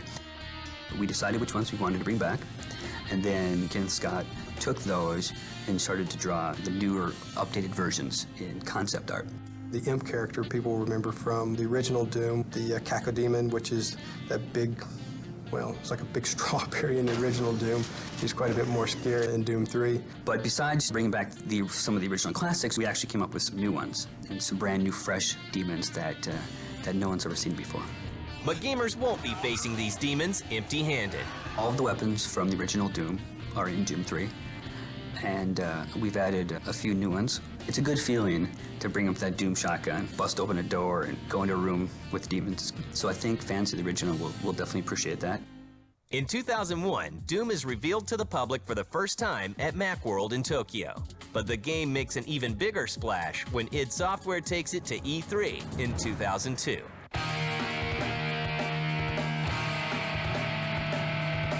The year that Doom 3 came out, people couldn't sit still. You would come out, you would tell people about what you had seen, how real it looked, how it was maybe Shrek quality animation and graphics. And they'd look at you blank-faced because there was no way it could be real. We had a 15-minute in-game kind of demo play, and we had seeds, and it was real dark, and it really kind of made the fans realize that the game's scary, that the game has movie quality, that it's over-the-top action. It really helped kind of deliver the message that what Doom was. Everybody knew what the original Doom was, but then they never knew what direction that we were taking with Doom 3.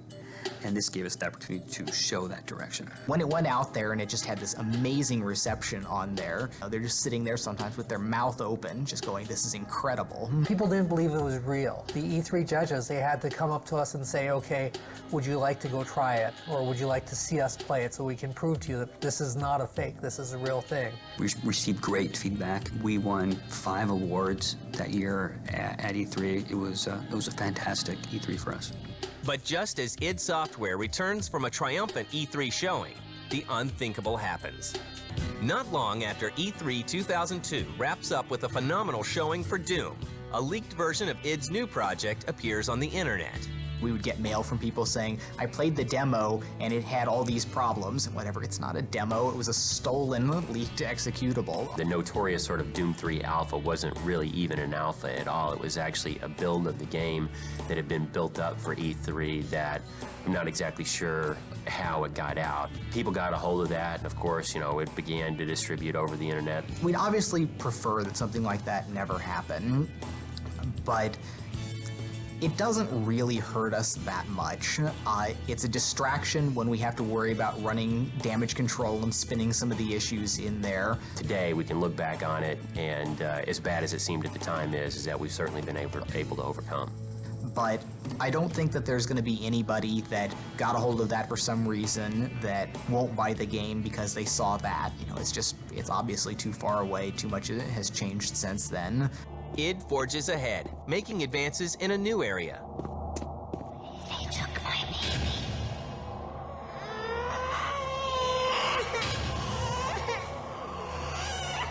Audio in our games has always been, clearly second fiddle to rendering. But as computers have gotten faster and faster, that couple percent that we devote to audio has gotten more and more capable. One thing that we've done in Doom 3 that's very cool is we have a true 6-channel surround sound. That gives us the ability to have sound and audio cues that happen around the player. So like, for instance, if a demon is sneaking up behind you, you can hear them. You're walking through a dark corridor and you'll hear whispers that circle you. It really kind of gets the player into the game because they're like in a wave of sound. And Chris Brenna, the former drummer for 9 Inch Nails, is brought in to lend his talent to the music in Doom 3. In Doom 3, the music is a little bit different than what we've done in previous titles. Usually, what we had is like a soundtrack that looped throughout the entire level or area that you're in. But in Doom 3, what we try to do is kind of make the world around you almost musical in its ambient sense. It's all kind of very, very different, very fluid, very changing and unique. id's new game is also being developed for the Xbox.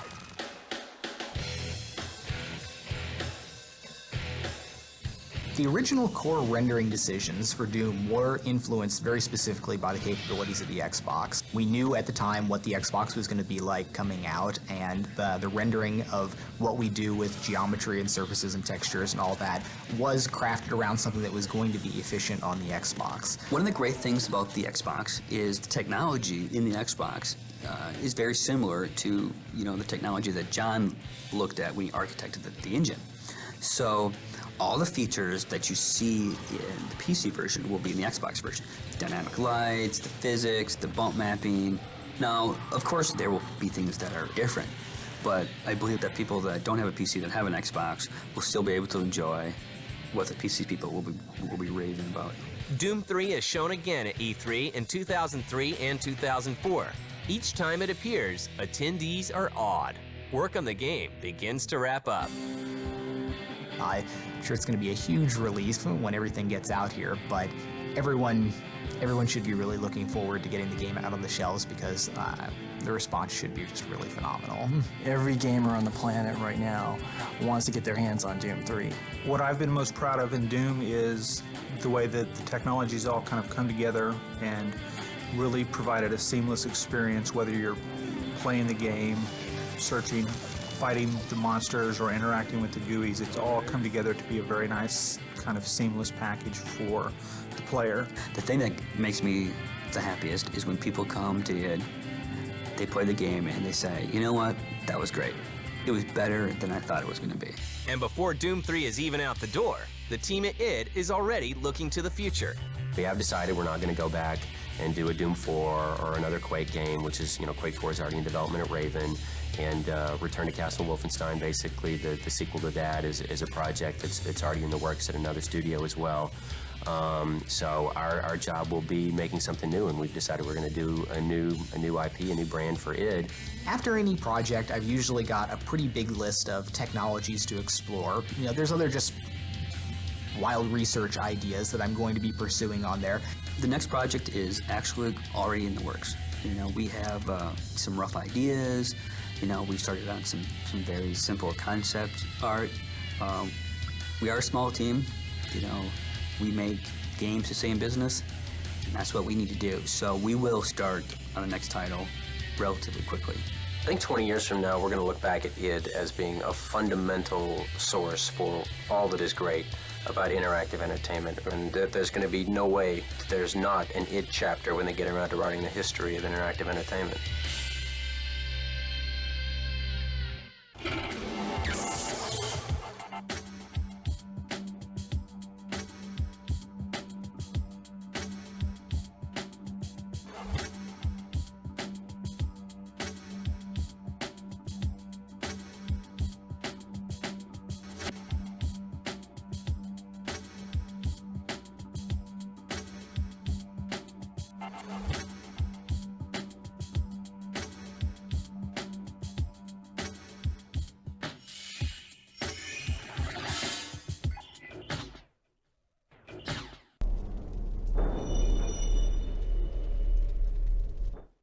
The original Doom was a really significant jump in gaming technology for the time. We were making really big strides almost every single game every year. And Doom was a really significant kind of inflection point for things because all of a sudden the world was vivid enough that normal people could look at a computer game and understand what computer gamers were always excited about. With the new Doom game, we've been able to do what I think is one of the most important things for our game engines here, is we've unified the way all of our surfaces and lights interact. We're able to use the bump mapping technologies on the modern 3D cards to bring about detail into things that we can still run at a very rapid rate.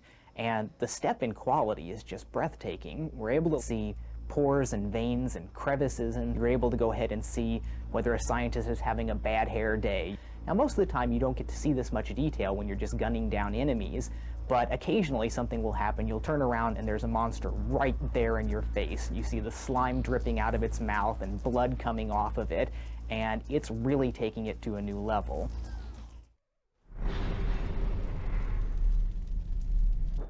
When you're trying to compare what you're used to seeing or what you saw in the old Doom compared to Doom 3, it's almost like a comic book coming to life. In Doom 3, we're able to create hyper-realistic environments, things that you really would only see before in a movie. When a character passes through the light and the way the light works against the surface and casts a shadow across his own body and casts a shadow on the floor, the type of detail that we're able to achieve with each character begins to feel like you can reach out and actually touch it. It's pretty much the most frighteningly realistic experience that you have inside a game.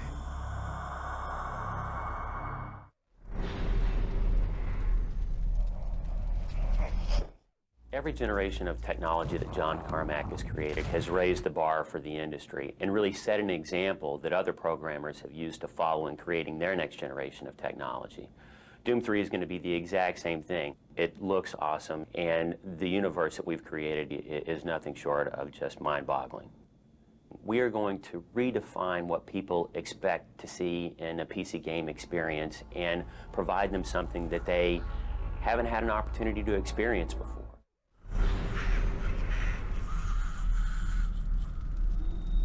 As an animator from a film background, I was always taught to try to get inside the characters and kind of get a feel for what they're thinking. And with the new Doom, I felt that I've been able to be a lot more creative here because I get to basically come up with how the characters move and you know, what the cinematics are and what, you know, what the demons are doing, what the zombies are doing. So it's very cool.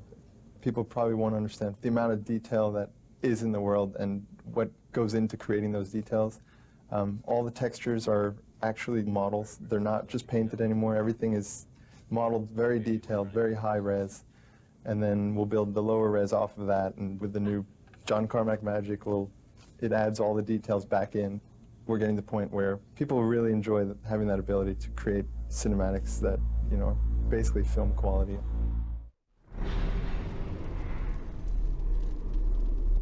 In the original Doom, we had a lot of limitations when we were working with the maps. The player couldn't jump. We weren't able to have a room above another room. It was all very simple. The level making experience in Doom 3 is much more complicated than any other title that we've done in the past. As technology's improved, we've had fewer and fewer limitations. And now, with Doom 3, we have the ability to create anything that we want.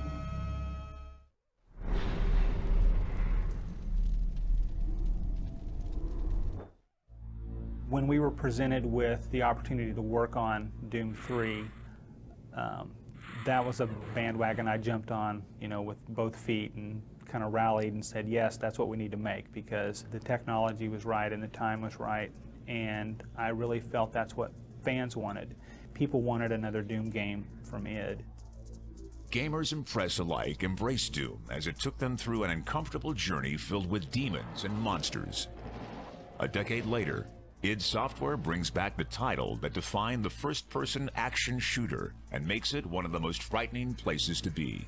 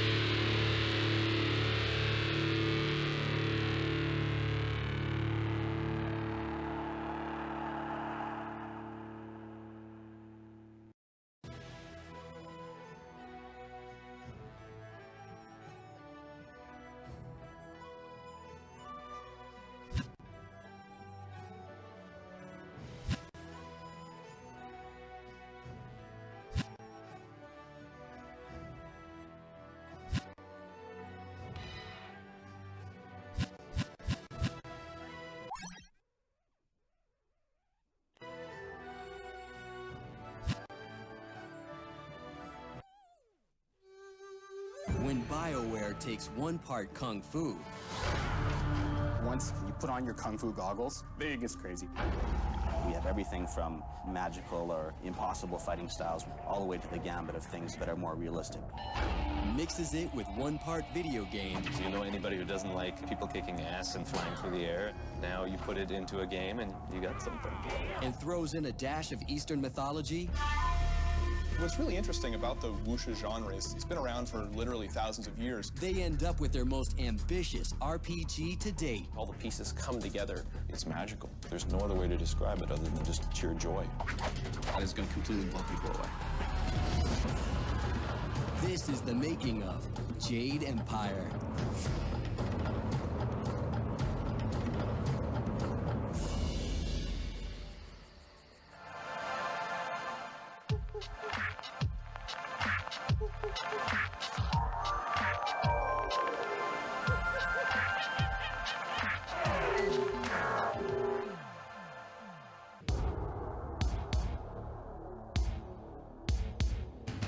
Hi guys, welcome to BioWare. I'm going to be taking you through a little bit of a tour of some of our offices so you can actually see some of the things we're doing here on the Jade Empire. Since 1995, a Canadian game developer called BioWare has been taking gamers into fantastic worlds. Well, BioWare is most certainly among the elite game developers out there. The thing that made them really, fantastic, like Baldur's Gate and Neverwinter and things like that is that they really have the ability to grasp not only like all the elements that are required for a role-playing game, but also they know how to tell a story. Only one way out for you! And that's really what they're masters of. In 2003, BioWare ventures to a galaxy far, far away with the release of Star Wars: Knights of the Old Republic. Knights of the Republic, I think, struck such a chord with so many people.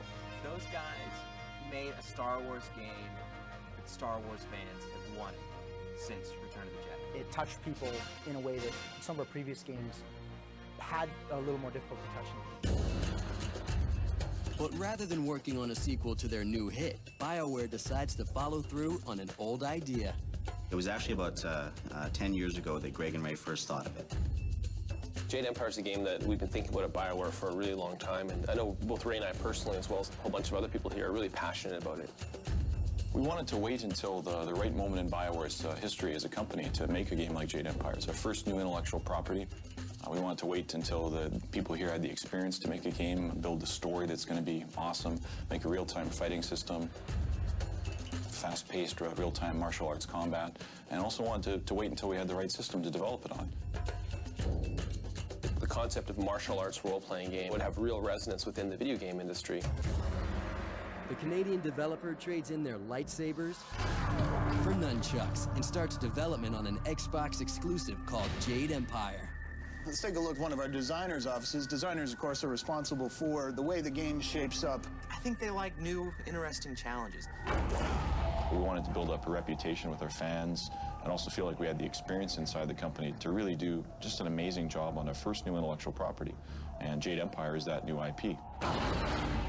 Creating a new brand is the toughest thing in the video game business, and that's a very courageous thing to do, but at the same time, BioWare has enough cred out there that people are gonna go, I'm gonna play Jade Empire, even though I don't know anything about this universe and it's not sci-fi. We had two goals. Number one, we wanted to make our first wholly made setting at BioWare to be something that was really fun, interesting, a little bit different. So this is an example of the use of sweeping vistas to help identify where you are in the world so that the player could navigate without constantly referring to the map. And the other goal, I think, was we wanted to get action gamers into RPG gaming. The merging of the two genres is something that's very exciting. BioWare's bold new direction will take gamers into worlds unlike any other. The reason I'm standing here looking imposing is because back there is some super secret stuff that I can't show anyone. Let's just say, whatever's back there, it's going to be really, really cool.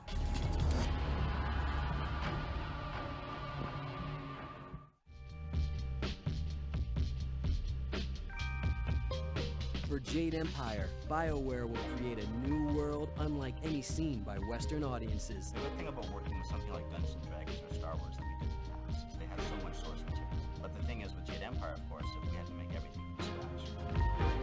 It's very stylized, very nuanced, very kinetic.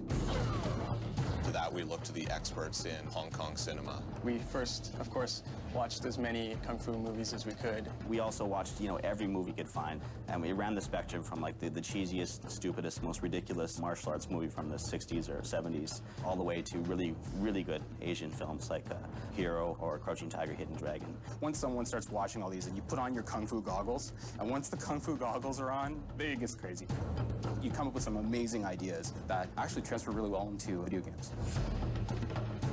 What's really interesting about the wuxia genre is really how untapped it has been by Western developers. It's been around for literally thousands of years. When we started work on Jade Empire, one of the first things we did was start with the primary source. In many cases, the kung fu movies we see are all references back to that. So we went back to the original source, things like Journey to the West, Outlaws of the March, these really, really old Chinese novels, hundreds of years old in many cases. For my part, I delved more deeply into myths and arts of ancient China. If all of those myths were true, then Jade Empire is the world that would have resulted from that. So if dragons really existed, if magic really was like that, if people could actually fly, that is the sort of thing that you have in Jade Empire, and that's the sort of world we're trying to create. It's not clearly reality. Demon form. You can transform into a 20-foot monster and run around stomping your enemies and shoot fireballs out of your hands. It's clearly not real. But the way of playing with that and making it seem sort of like a dream world or like a mythical world out of the past is very important. You see all kinds of cool settings, everything from lush jungles to snowy mountain fortresses. It's not a literal adaptation of the myths and legends of ancient China, but rather more inspired by those. So we're creating a brand new fantasy world. It brings an entirely new world. There's a whole different conception of how magic works. There's a different idea of what sorts of monsters and demons are running around. How people get more powerful, what a hero really is. BioWare must make the content of Jade Empire accessible to Western audiences without straying too far from its Eastern roots. We're hoping that this is going to be globally successful, but we have to make sure that some of the more obscure elements aren't going to be lost on people. We had to try and find almost the universal elements that would appeal to everyone while maintaining that wonderful flavor that you have in all those books. There are certain characters we felt we couldn't make the game without. Outlaws of the March has over 100 primary characters. This is something you'd never see in Western literature. We knew we wanted the tradition of the esoteric magicians. We looked back to China's first emperors for sort of imperial inspiration. That was quite challenging.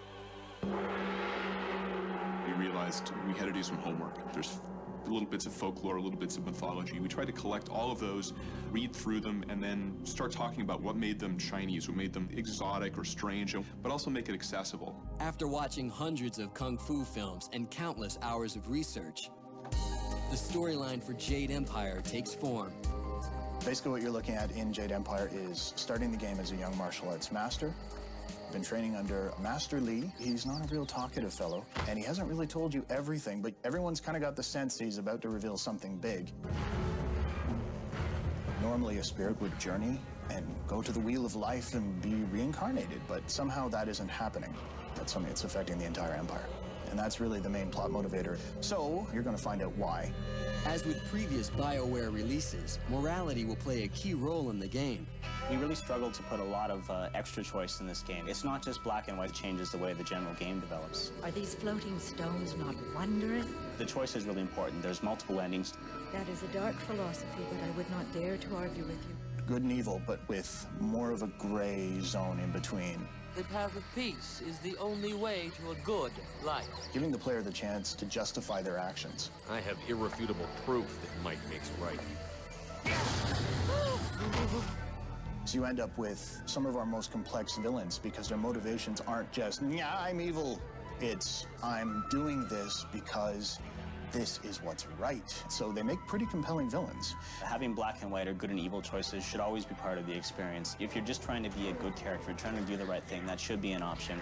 And if you want to be the evil guy, if you want to, have fun and do some of the things you can never do in your actual life, where the great choices come in is that they enrich the experience. It's more like real life.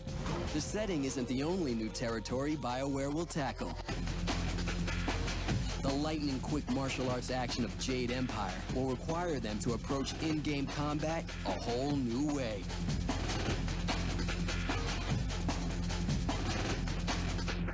Yeah, I mean, it depends on what you want. If you want to stick to that style, you're going to have to do multiple strikes. We can make one up. 1, 2, 3, 4. For many people, the biggest draw of Eastern mythology is Kung Fu. To capture the fast-paced action of Eastern martial arts, BioWare will have to create a whole new combat system. Can you do the hurricane kick? It is a big departure for us in many ways. We've never really attempted a role-playing game with real-time action combat. Jade Empire is the first time we've taken one of our role-playing games and moved it from a turn-based system into a real-time action combat system.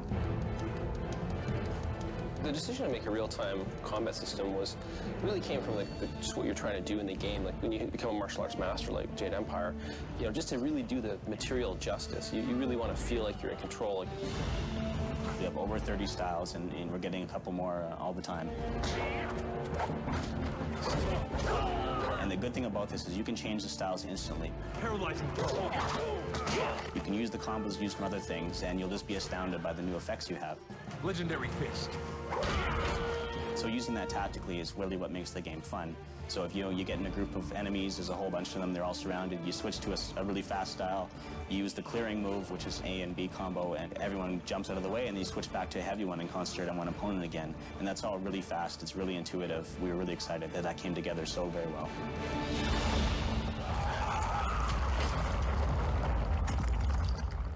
So we're going to take a look at the combat team, and these are the guys who are really making the guts of Jade Empire.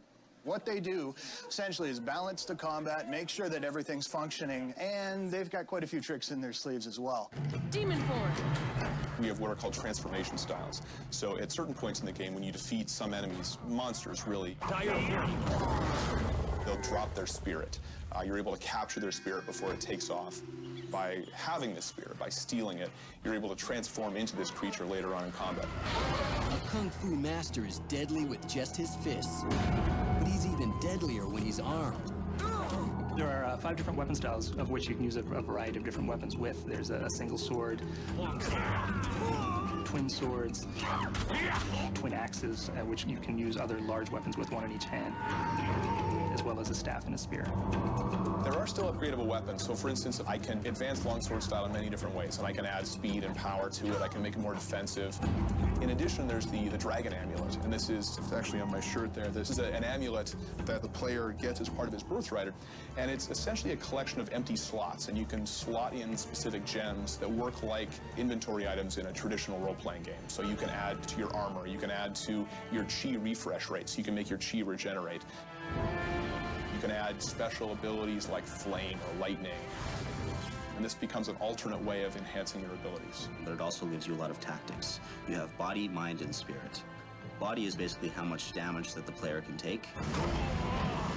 Mind influences their focus ability, which is their ability to actually slow down time, or the ability to concentrate and use more complex styles. Spirit is your chi, or your magical internal energy.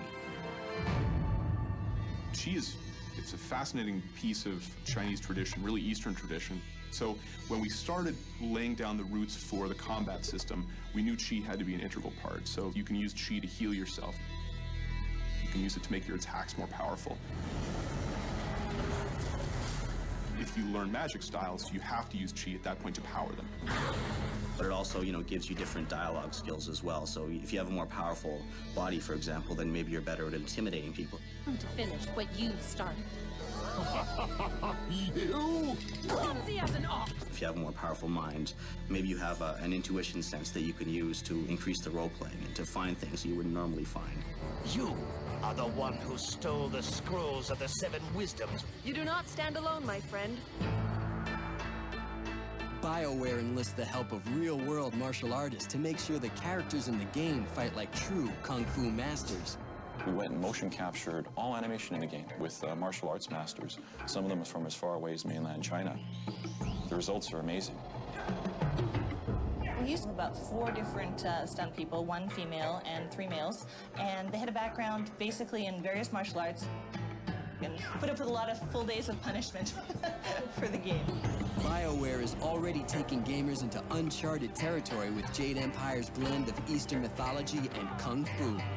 But the team plans to delve even deeper into the world of Wushu with a unique cast of characters.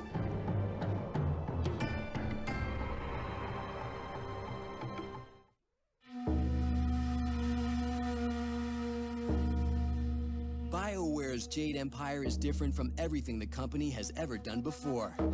And the cast of characters they create is just as unique. Now look at some pictures of models for the game. This is the character, Fierce Ming, that we created based on him. There's a variety of different starting characters. Tiger Shen is our big, strong guy. Wu the Lotus Blossom is our balanced woman. Furious Ming is a fast male. Radiant Gen Z is a fast female. Scholarling is a magical female who's got a lot of chi. The most memorable, the ones people will latch onto, I think, are the followers.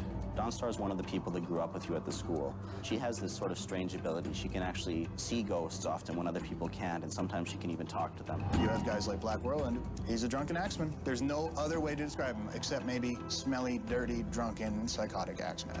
There's Kang the Mad, and Kang the Mad is the one that builds and upgrades your flyer. The flyer can be used in the flyer minigame, which is a top-down shooter. It's also the way that you can travel around the world. Time away from the wife is welcome, but only if it is less dangerous. There's Hanpecked Ho, whose name says it all.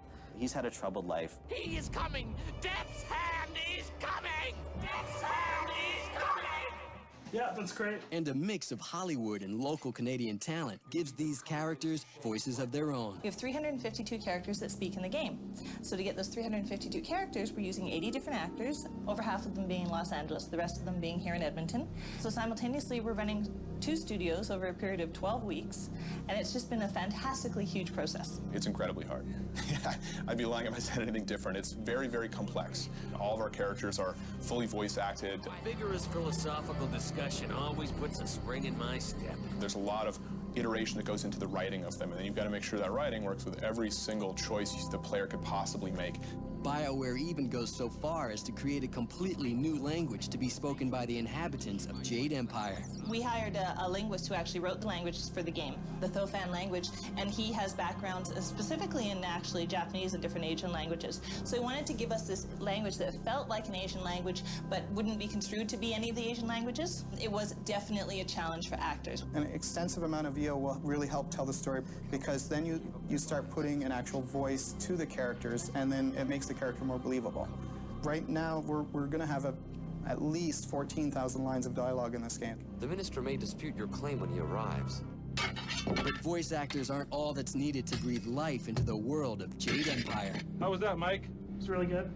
Because it's our first original IP, we have a lot of creative freedom in the design of the sound. Like with Star Wars Knights of the Old Republic, we used a lot of course, Star Wars sounds. You can't have a Star Wars game without that lightsaber sound. You guys ready?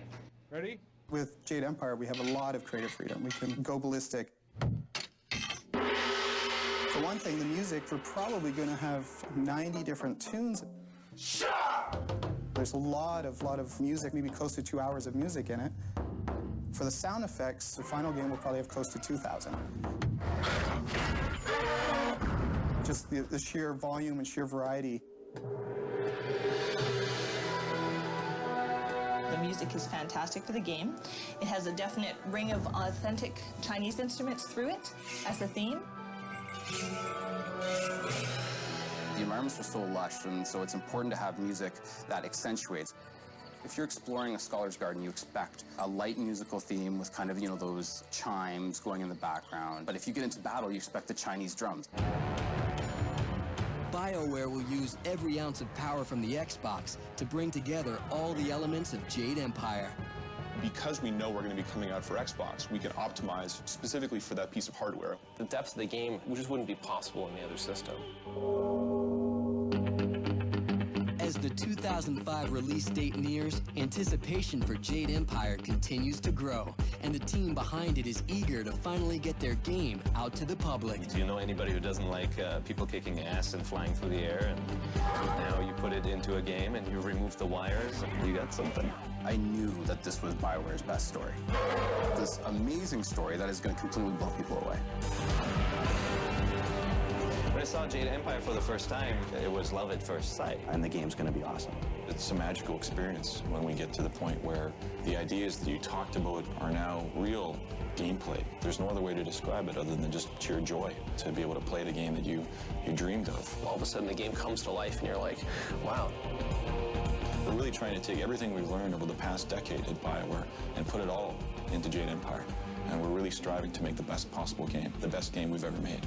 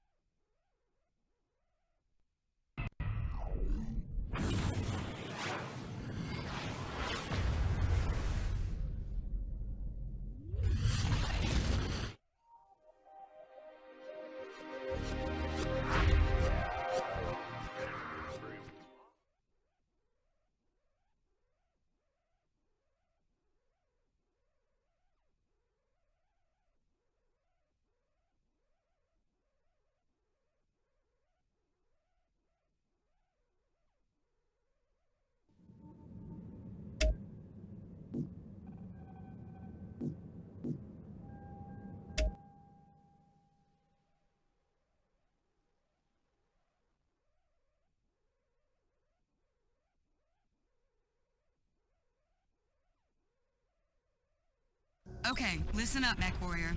Mechs are the key to winning any war. The more we get and the less they have, the better.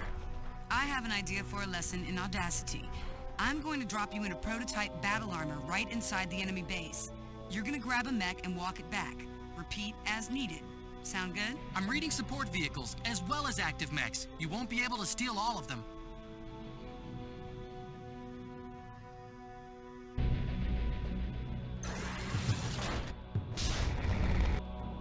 All right, I'm going to drop you on the ridge on the west side of the base.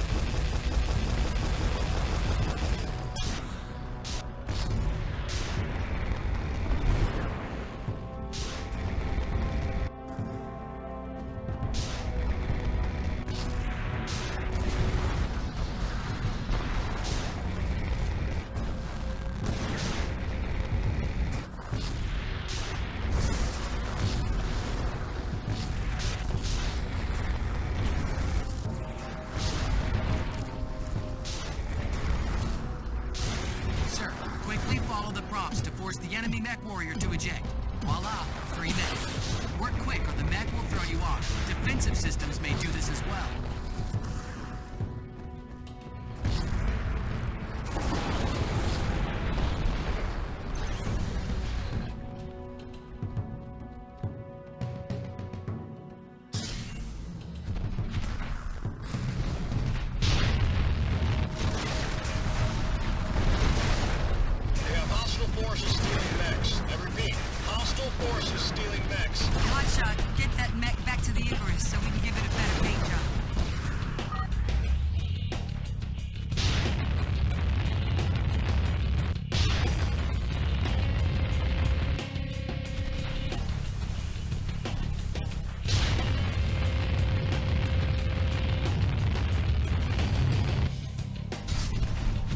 Sir, we'll need all the weapons we can get.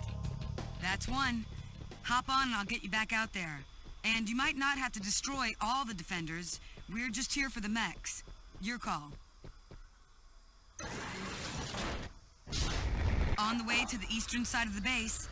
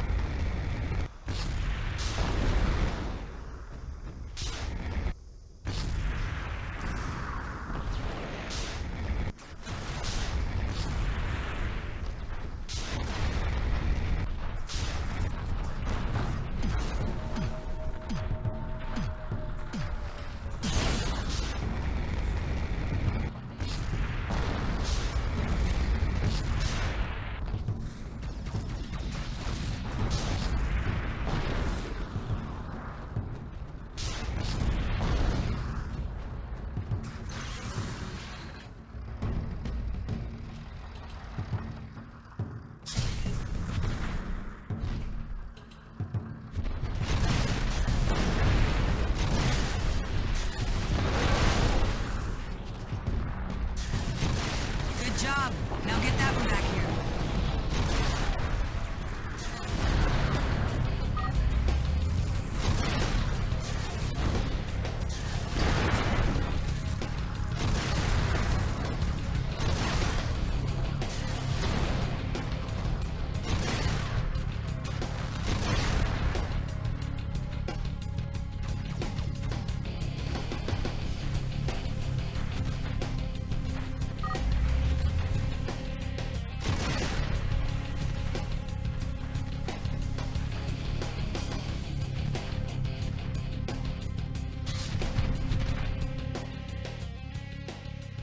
Now we're talking serious upgrade in firepower. I think one more mech should do it. Let's do this, Mech Warrior. En route to Western Drop Zone. I'm reading hostiles inbound on the Icarus, requesting assistance.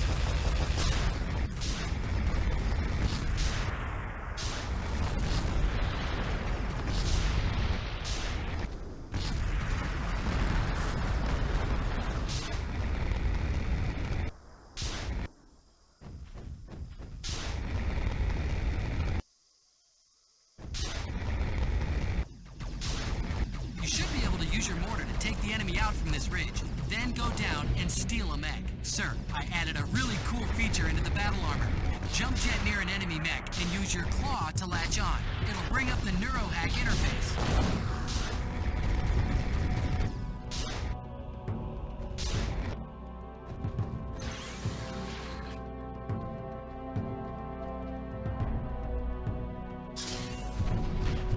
Stop them! They stole my mech! All right, now we have the guns to fight back.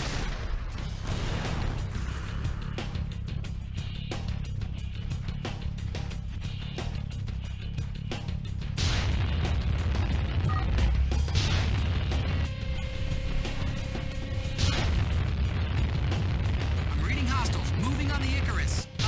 I think they want their mechs back. Foster, if you have any of our new mechs online, get out there and help. Try not to get yourself killed, and stay out of the Mech Warrior's way. All right, now this is what I'm talking about.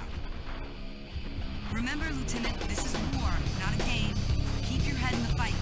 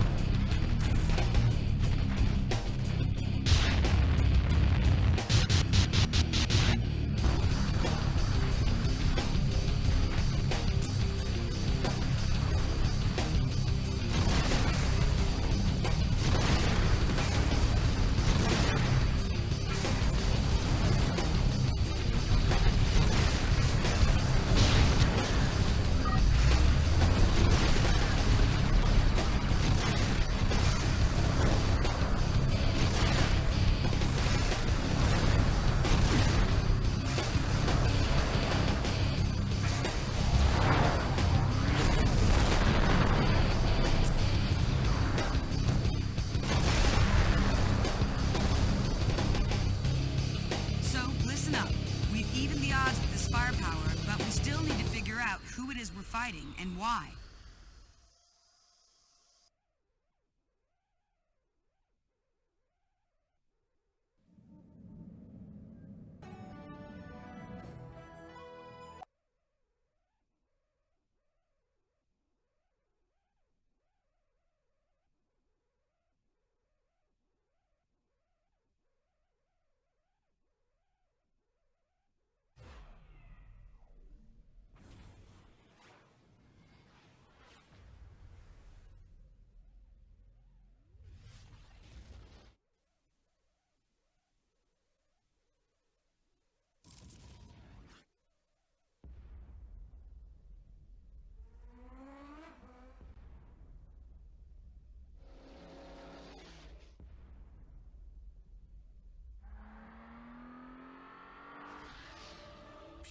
performance, pure power, pure control.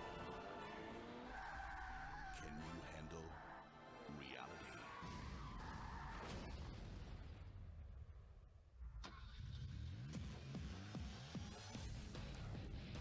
You buy it, then you rebuild it. You tune it, then you tune it more. You drive it, then you drive it harder, until it's no longer a machine. It's you.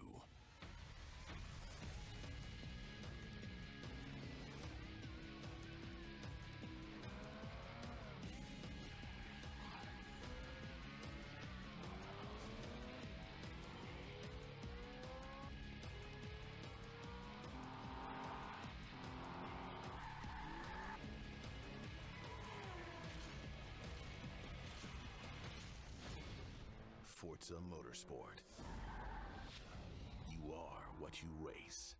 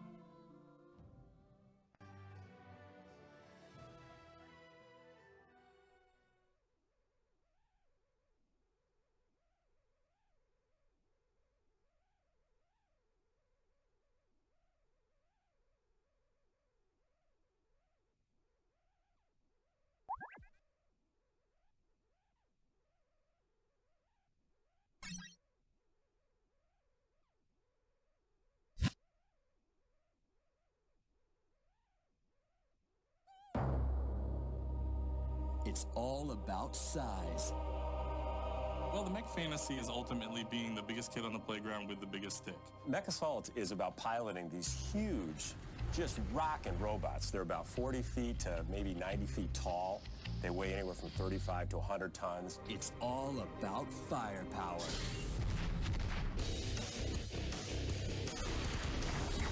When you unleash one of the weapons, buildings collapse and tanks blow up. This is a 30-foot chunk of metal that you've just taken apart. Things are gonna blow up. And it's all about creating a sequel to one of the biggest Xbox Live games of all time. I think it was the first time a mech action game was done on the console. Done right. It's the ultimate sandbox for a kid who wants to stomp and shoot and destroy. This is the making of Mech Assault 2, Lone Wolf.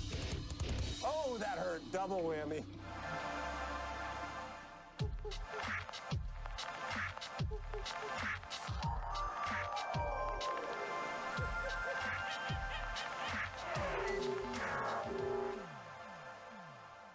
It's 1984. A Chicago-based company called FASA releases a new pen-and-paper role-playing game and creates a legend.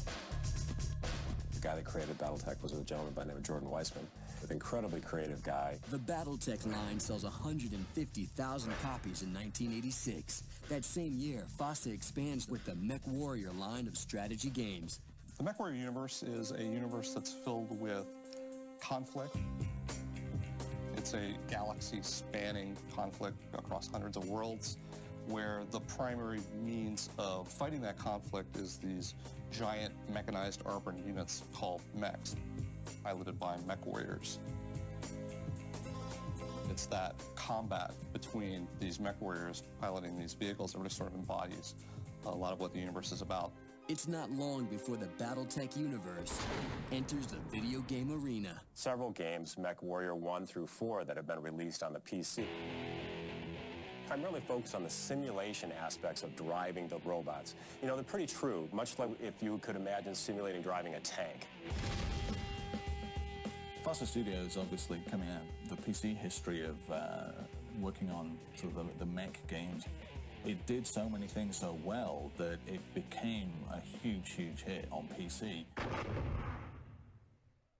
In 1998, Microsoft acquires FASA. We developed Mech Commander Command interface initiated at FASA Interactive and had some success with that. We started to look at other distribution options, and Microsoft was one of those. And one thing led to another, and they made an offer to buy the company. And they moved everybody from Chicago to Redmond, but I couldn't go. Instead of joining FASA in Seattle, Denny Thorley decides to try something new. We had this idea for this action-oriented BattleTech game, and Microsoft was coming out with the Xbox. It was a gleam in their eye at that time. They knew they needed some console-oriented stuff. They said, well, if you could put together a team, you know, we might be interested in pursuing that. We put some money together and created Day One Studios in 2001. We had just announced that we were going to be pursuing the Xbox platform, and Denny came to me and suggested that Day One Studios would be an interesting company to work on a BattleTech game built exclusively for the Xbox platform. When we first pitched the game, we did this kind of a cinema thing that wasn't interactive at all, but it was something that the marketing people and the sales people could really, you know, glob onto. It seemed like an interesting opportunity, and we said, great, let's go. And that was sort of the genesis of Mech Assault 1. Microsoft releases Mech Assault for the Xbox on November 12th, 2002. The things that were great about Mech Assault 1, I think, were its accessibility. It was easy for people to get into. When they would start up the game, they understood immediately, you know, what this game was about and what to do.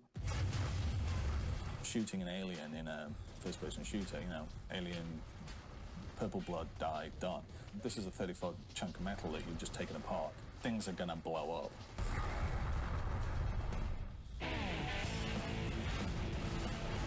There's fire, and there's whistles and explosions, and the sound goes off, and there's just a real sort of real powerful moment of destruction. That's what gamers love. Looks like your lucky day, Tiger. Mech Assault is about piloting these huge, just rockin' robots, 40 feet to maybe 90 feet tall. They weigh anywhere from 35 to 100 tons, and they've just got massive amount of armament. And the game reinforces just how powerful these mechs are. The weapons, when you unleash one of the weapons, buildings collapse and tanks blow up. Xbox Live was really important to Mech Assault, and Mech Assault was really important to Xbox Live.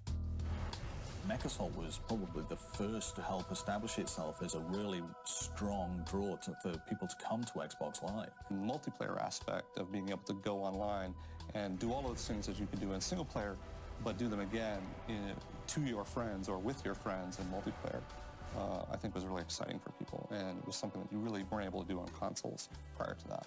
We've got company. I think Mech Assault was a great Xbox game and sold very, very well. I think it was the first time a mech action game was done on the console and done right. 1 year after its release, Mech Assault becomes part of the Xbox Platinum lineup and wins GameSpot's Xbox Game of the Year award.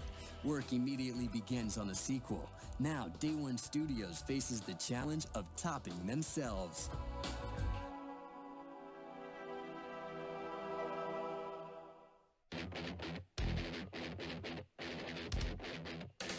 Step on them. Day One Studios creates a smash hit in 2002 with Mech Assault for the Xbox. But now they must make a sequel that surpasses the original. This is the main character in the game. We kind of call him Wolf for short because he's the last of the Wolf Dragoons, so hence Lone Wolf. The name of their new game is Mech Assault 2, Lone Wolf. This right here is what we call our ultimate screenshot. This is the original vision we had for the game. This is the image in my head as I saw how the game was going to be played. I think the goals for Mech Assault 2 were take all the things that people had loved about Mech Assault 1 and really blow them up into much sort of more grander explosions and buildings and so forth. One of the things that we wanted to do with Mech Assault 2 was give people more of a flavor of sort of the Battletech, the Mech Assault universe. One of the biggest changes the team makes with Mech Assault 2 will give players a whole new view of the battlefield. So this is the tool we use for putting in everything that goes into the game. And putting in all of the vehicles and the environments that you'll interact with. And eventually, you get something like this. And also putting in the AI and which direction they come at you from. It's really easy, just drag it in, and there you go. And it's pretty cool. Something I've always wanted to do was get out of the mech and be able to see these giant behemoths, running around. One of the problems with all the mech games is you were always in a perspective of a battle mech. So it was always hard to reinforce scale because you start out, you're 40 feet in the air. You see the whole world from that perspective, and it didn't really change up. You took a shorter mech or a taller mech, but it was hard to always impose that sense of scale. You'll actually be required to get out of the mech. And when you see the mech walk by and you're at human scale, it's unbelievable. You cannot believe how big things are. I kept having to say, trust me, trust me. In the beginning, it was like, why would I want to be this little ant? When I could be a mech, why would I do this? I'm like, trust me, it's going to be fun. When you're thrown out of your mech, you're now running around a mech's battlefield and you're not in a mech, well, that's going to be pretty terrifying. They're just going to be in awe.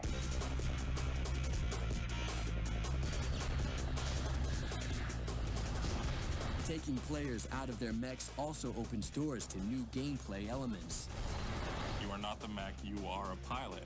So what kind of things grew out of that? Okay, if I was a pilot on a battlefield and I've been driving mechs for years, what other things might I want to drive and in what situations would I want to drive them? What kind of actions are out there that just seem pretty cool? We added tanks and turrets and flying vehicles that you could also get into and gave them their own special, unique abilities. So we had this little suit that could sneak and go places that the bigger mechs can't go. With the battle armor, you're kind of hiding behind buildings' walls. Come out, it's got a lob weapon that you can hide behind things and lob stuff over.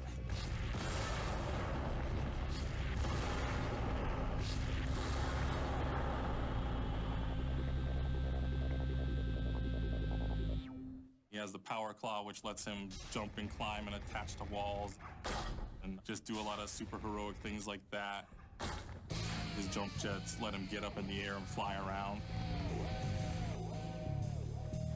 He has his mortar, which lets him kind of rain in death from afar over ridges and kind of sneak along. The other thing the battle armor can do is it can jack mechs, so it can jump on the back of a mech and hack into it.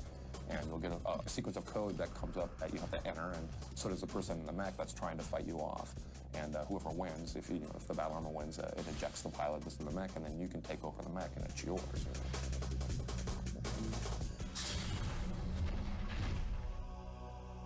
We aren't just adding vehicles for vehicles' sake. We want all these things to work together on the battlefield and give a real sense of combined arms fighting.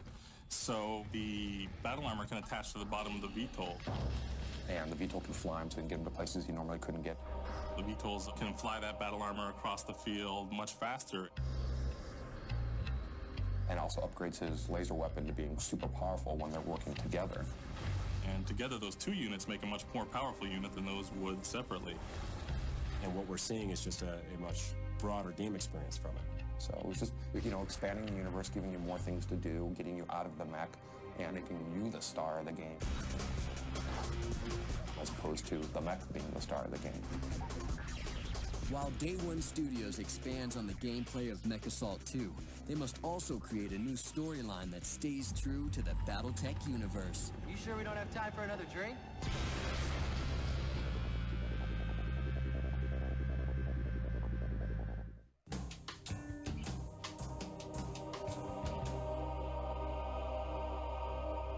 It's 2003, and Day One Studios is taking the gameplay of Mech Assault 2 Lone Wolf to new levels.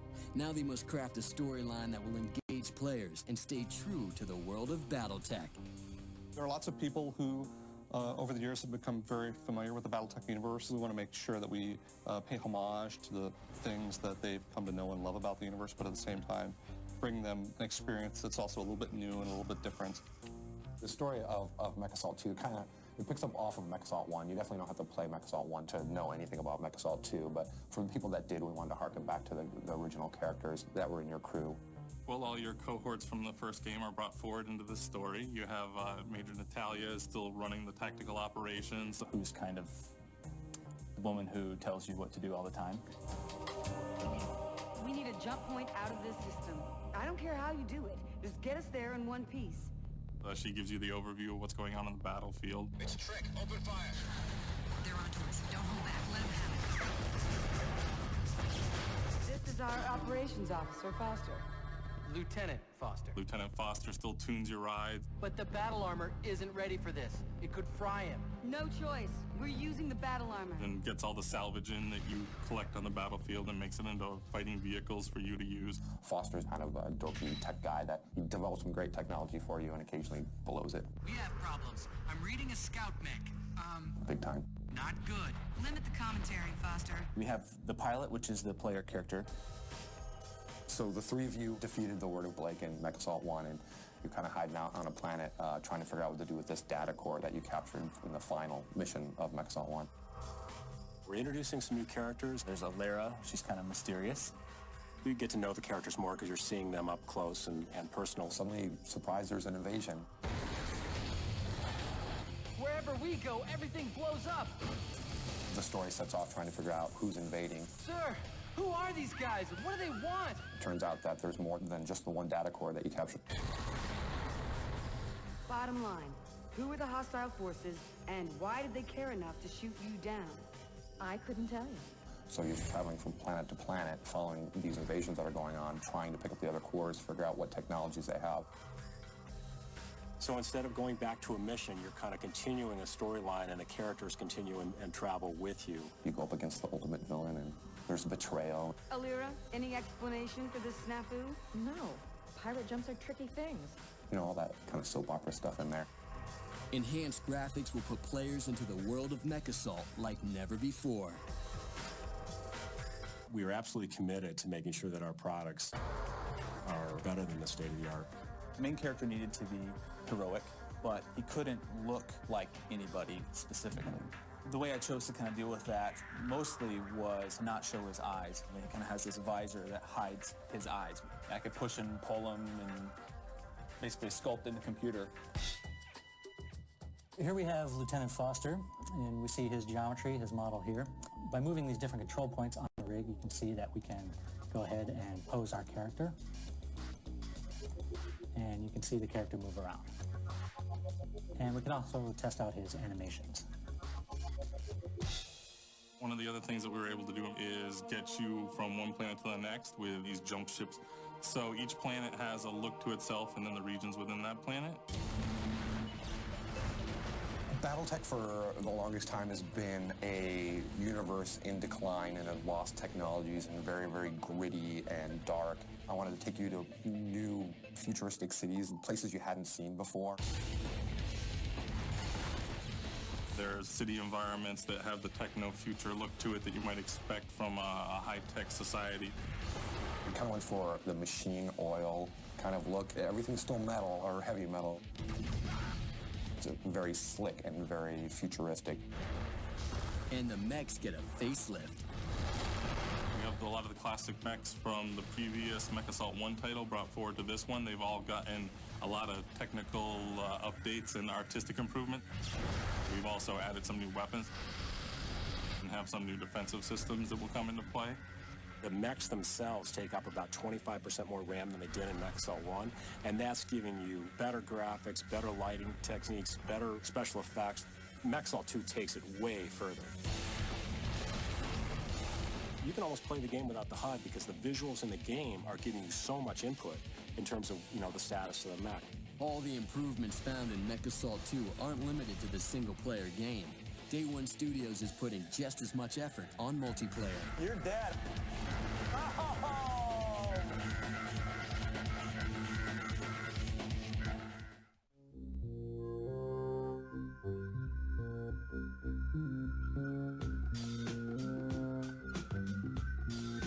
Day One Studios is set on making Mech Assault 2 better in every way. That means creating a multiplayer experience that surpasses the award-winning gameplay of the original. Engagement begins. You guys ready to lose? We wanted to expand the difference in terms of the beginning player skills up to an expert player skills. Why are you shooting me, pal? I'm on your team. Let's go. And introduce more tactics in the game. The VTOL becomes the utility player who's bringing power up, salvage, and assisting everyone on his team who's out there, but he's very fragile, so he has to be protected by his teammates while he's doing delivery runs, bringing tanks or VTOLs to the front and equipment and salvage for the mechs. Well, the VTOL can pick up and move a tank to an area the tank couldn't get to. And so all these dynamics in the vehicle interaction, of course the battle armor interacting with the mechs and stealing mechs, provided a whole new level of tactics in the game. Take me to the flag, guys. Let's go. Blue flag stolen. Also just giving the kind of Achilles heels to the mech, the battle armor can actually get up on a mech and neurohack him. So if he sneaks into place and gets up there and uses the power claw to attach onto his back, that mech's going to be literally in a fight for his life as the battle armor is trying to hack his system and eject the pilot out of the cockpit, and the pilot is trying to buck the battle armor off and keep him from doing that. Okay, VTOL, hang on. I'm getting the battle armor. Let's go jack somebody. I want their assault class mech. I think that the involvement on the battlefield is the real key. Yeah. We're going to see some fun with, hijacking mechs is going to create just tremendous opportunities for trash talk amongst players. Bye. Oh, that's too bad. I feel bad for you. We've got 7 different game types. We've got some of the favorites like Capture the Flag, Destruction, and Team Destruction, which are always played, very, very frequently, probably the most played games. There's 7 different primary game types, and you can mix in a variety of different maps. Conquest Mode is this new feature that we've added to the game, which really sort of takes multiplayer to the next level. The ability for people to engage in multiplayer combat. What they do in multiplayer actually persists. Red team steals a core. And what other people do in multiplayer persists. People fight for territory and who's got this planet one night. It might change the next night. Damn it, where'd you come from? Mech Assault 2 will also take full advantage of Xbox Live 3.0. Xbox Live is just a wonderful and rich environment for us to develop multiplayer games. We're actually able to support where people can form clans, they can communicate. If you have a Passport account, the game can actually communicate all the way to your cell phone if you want. Topping it all off is a soundtrack to match the destruction on the screen. Got to get some licensed tracks in, which was really, really cool. We got Papa Roach's Getting Away with Murder, and then Korn's coming out with their Greatest Hits album, and we got the song Right Now in there. Kind of put it in a really special place in the game to reward the players that play through the campaign.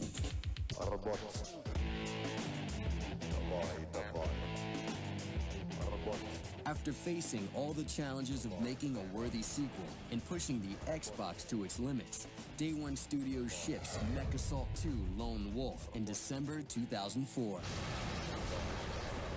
It's a mech game, it's also a tank game, and it's a VTOL game, a turret game, a battle armor game, powered armor suit game. It's got a lot of depth to it. It's definitely way more than your average sequel. The mech fantasy, I think, is ultimately being the biggest kid on the playground with the biggest stick.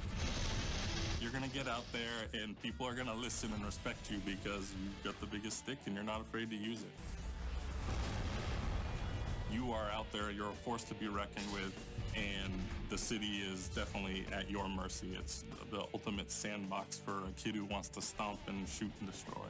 You know, I've personally been working on Battletech games for a long time, and I've enjoyed it, and to be honest, we're not done yet.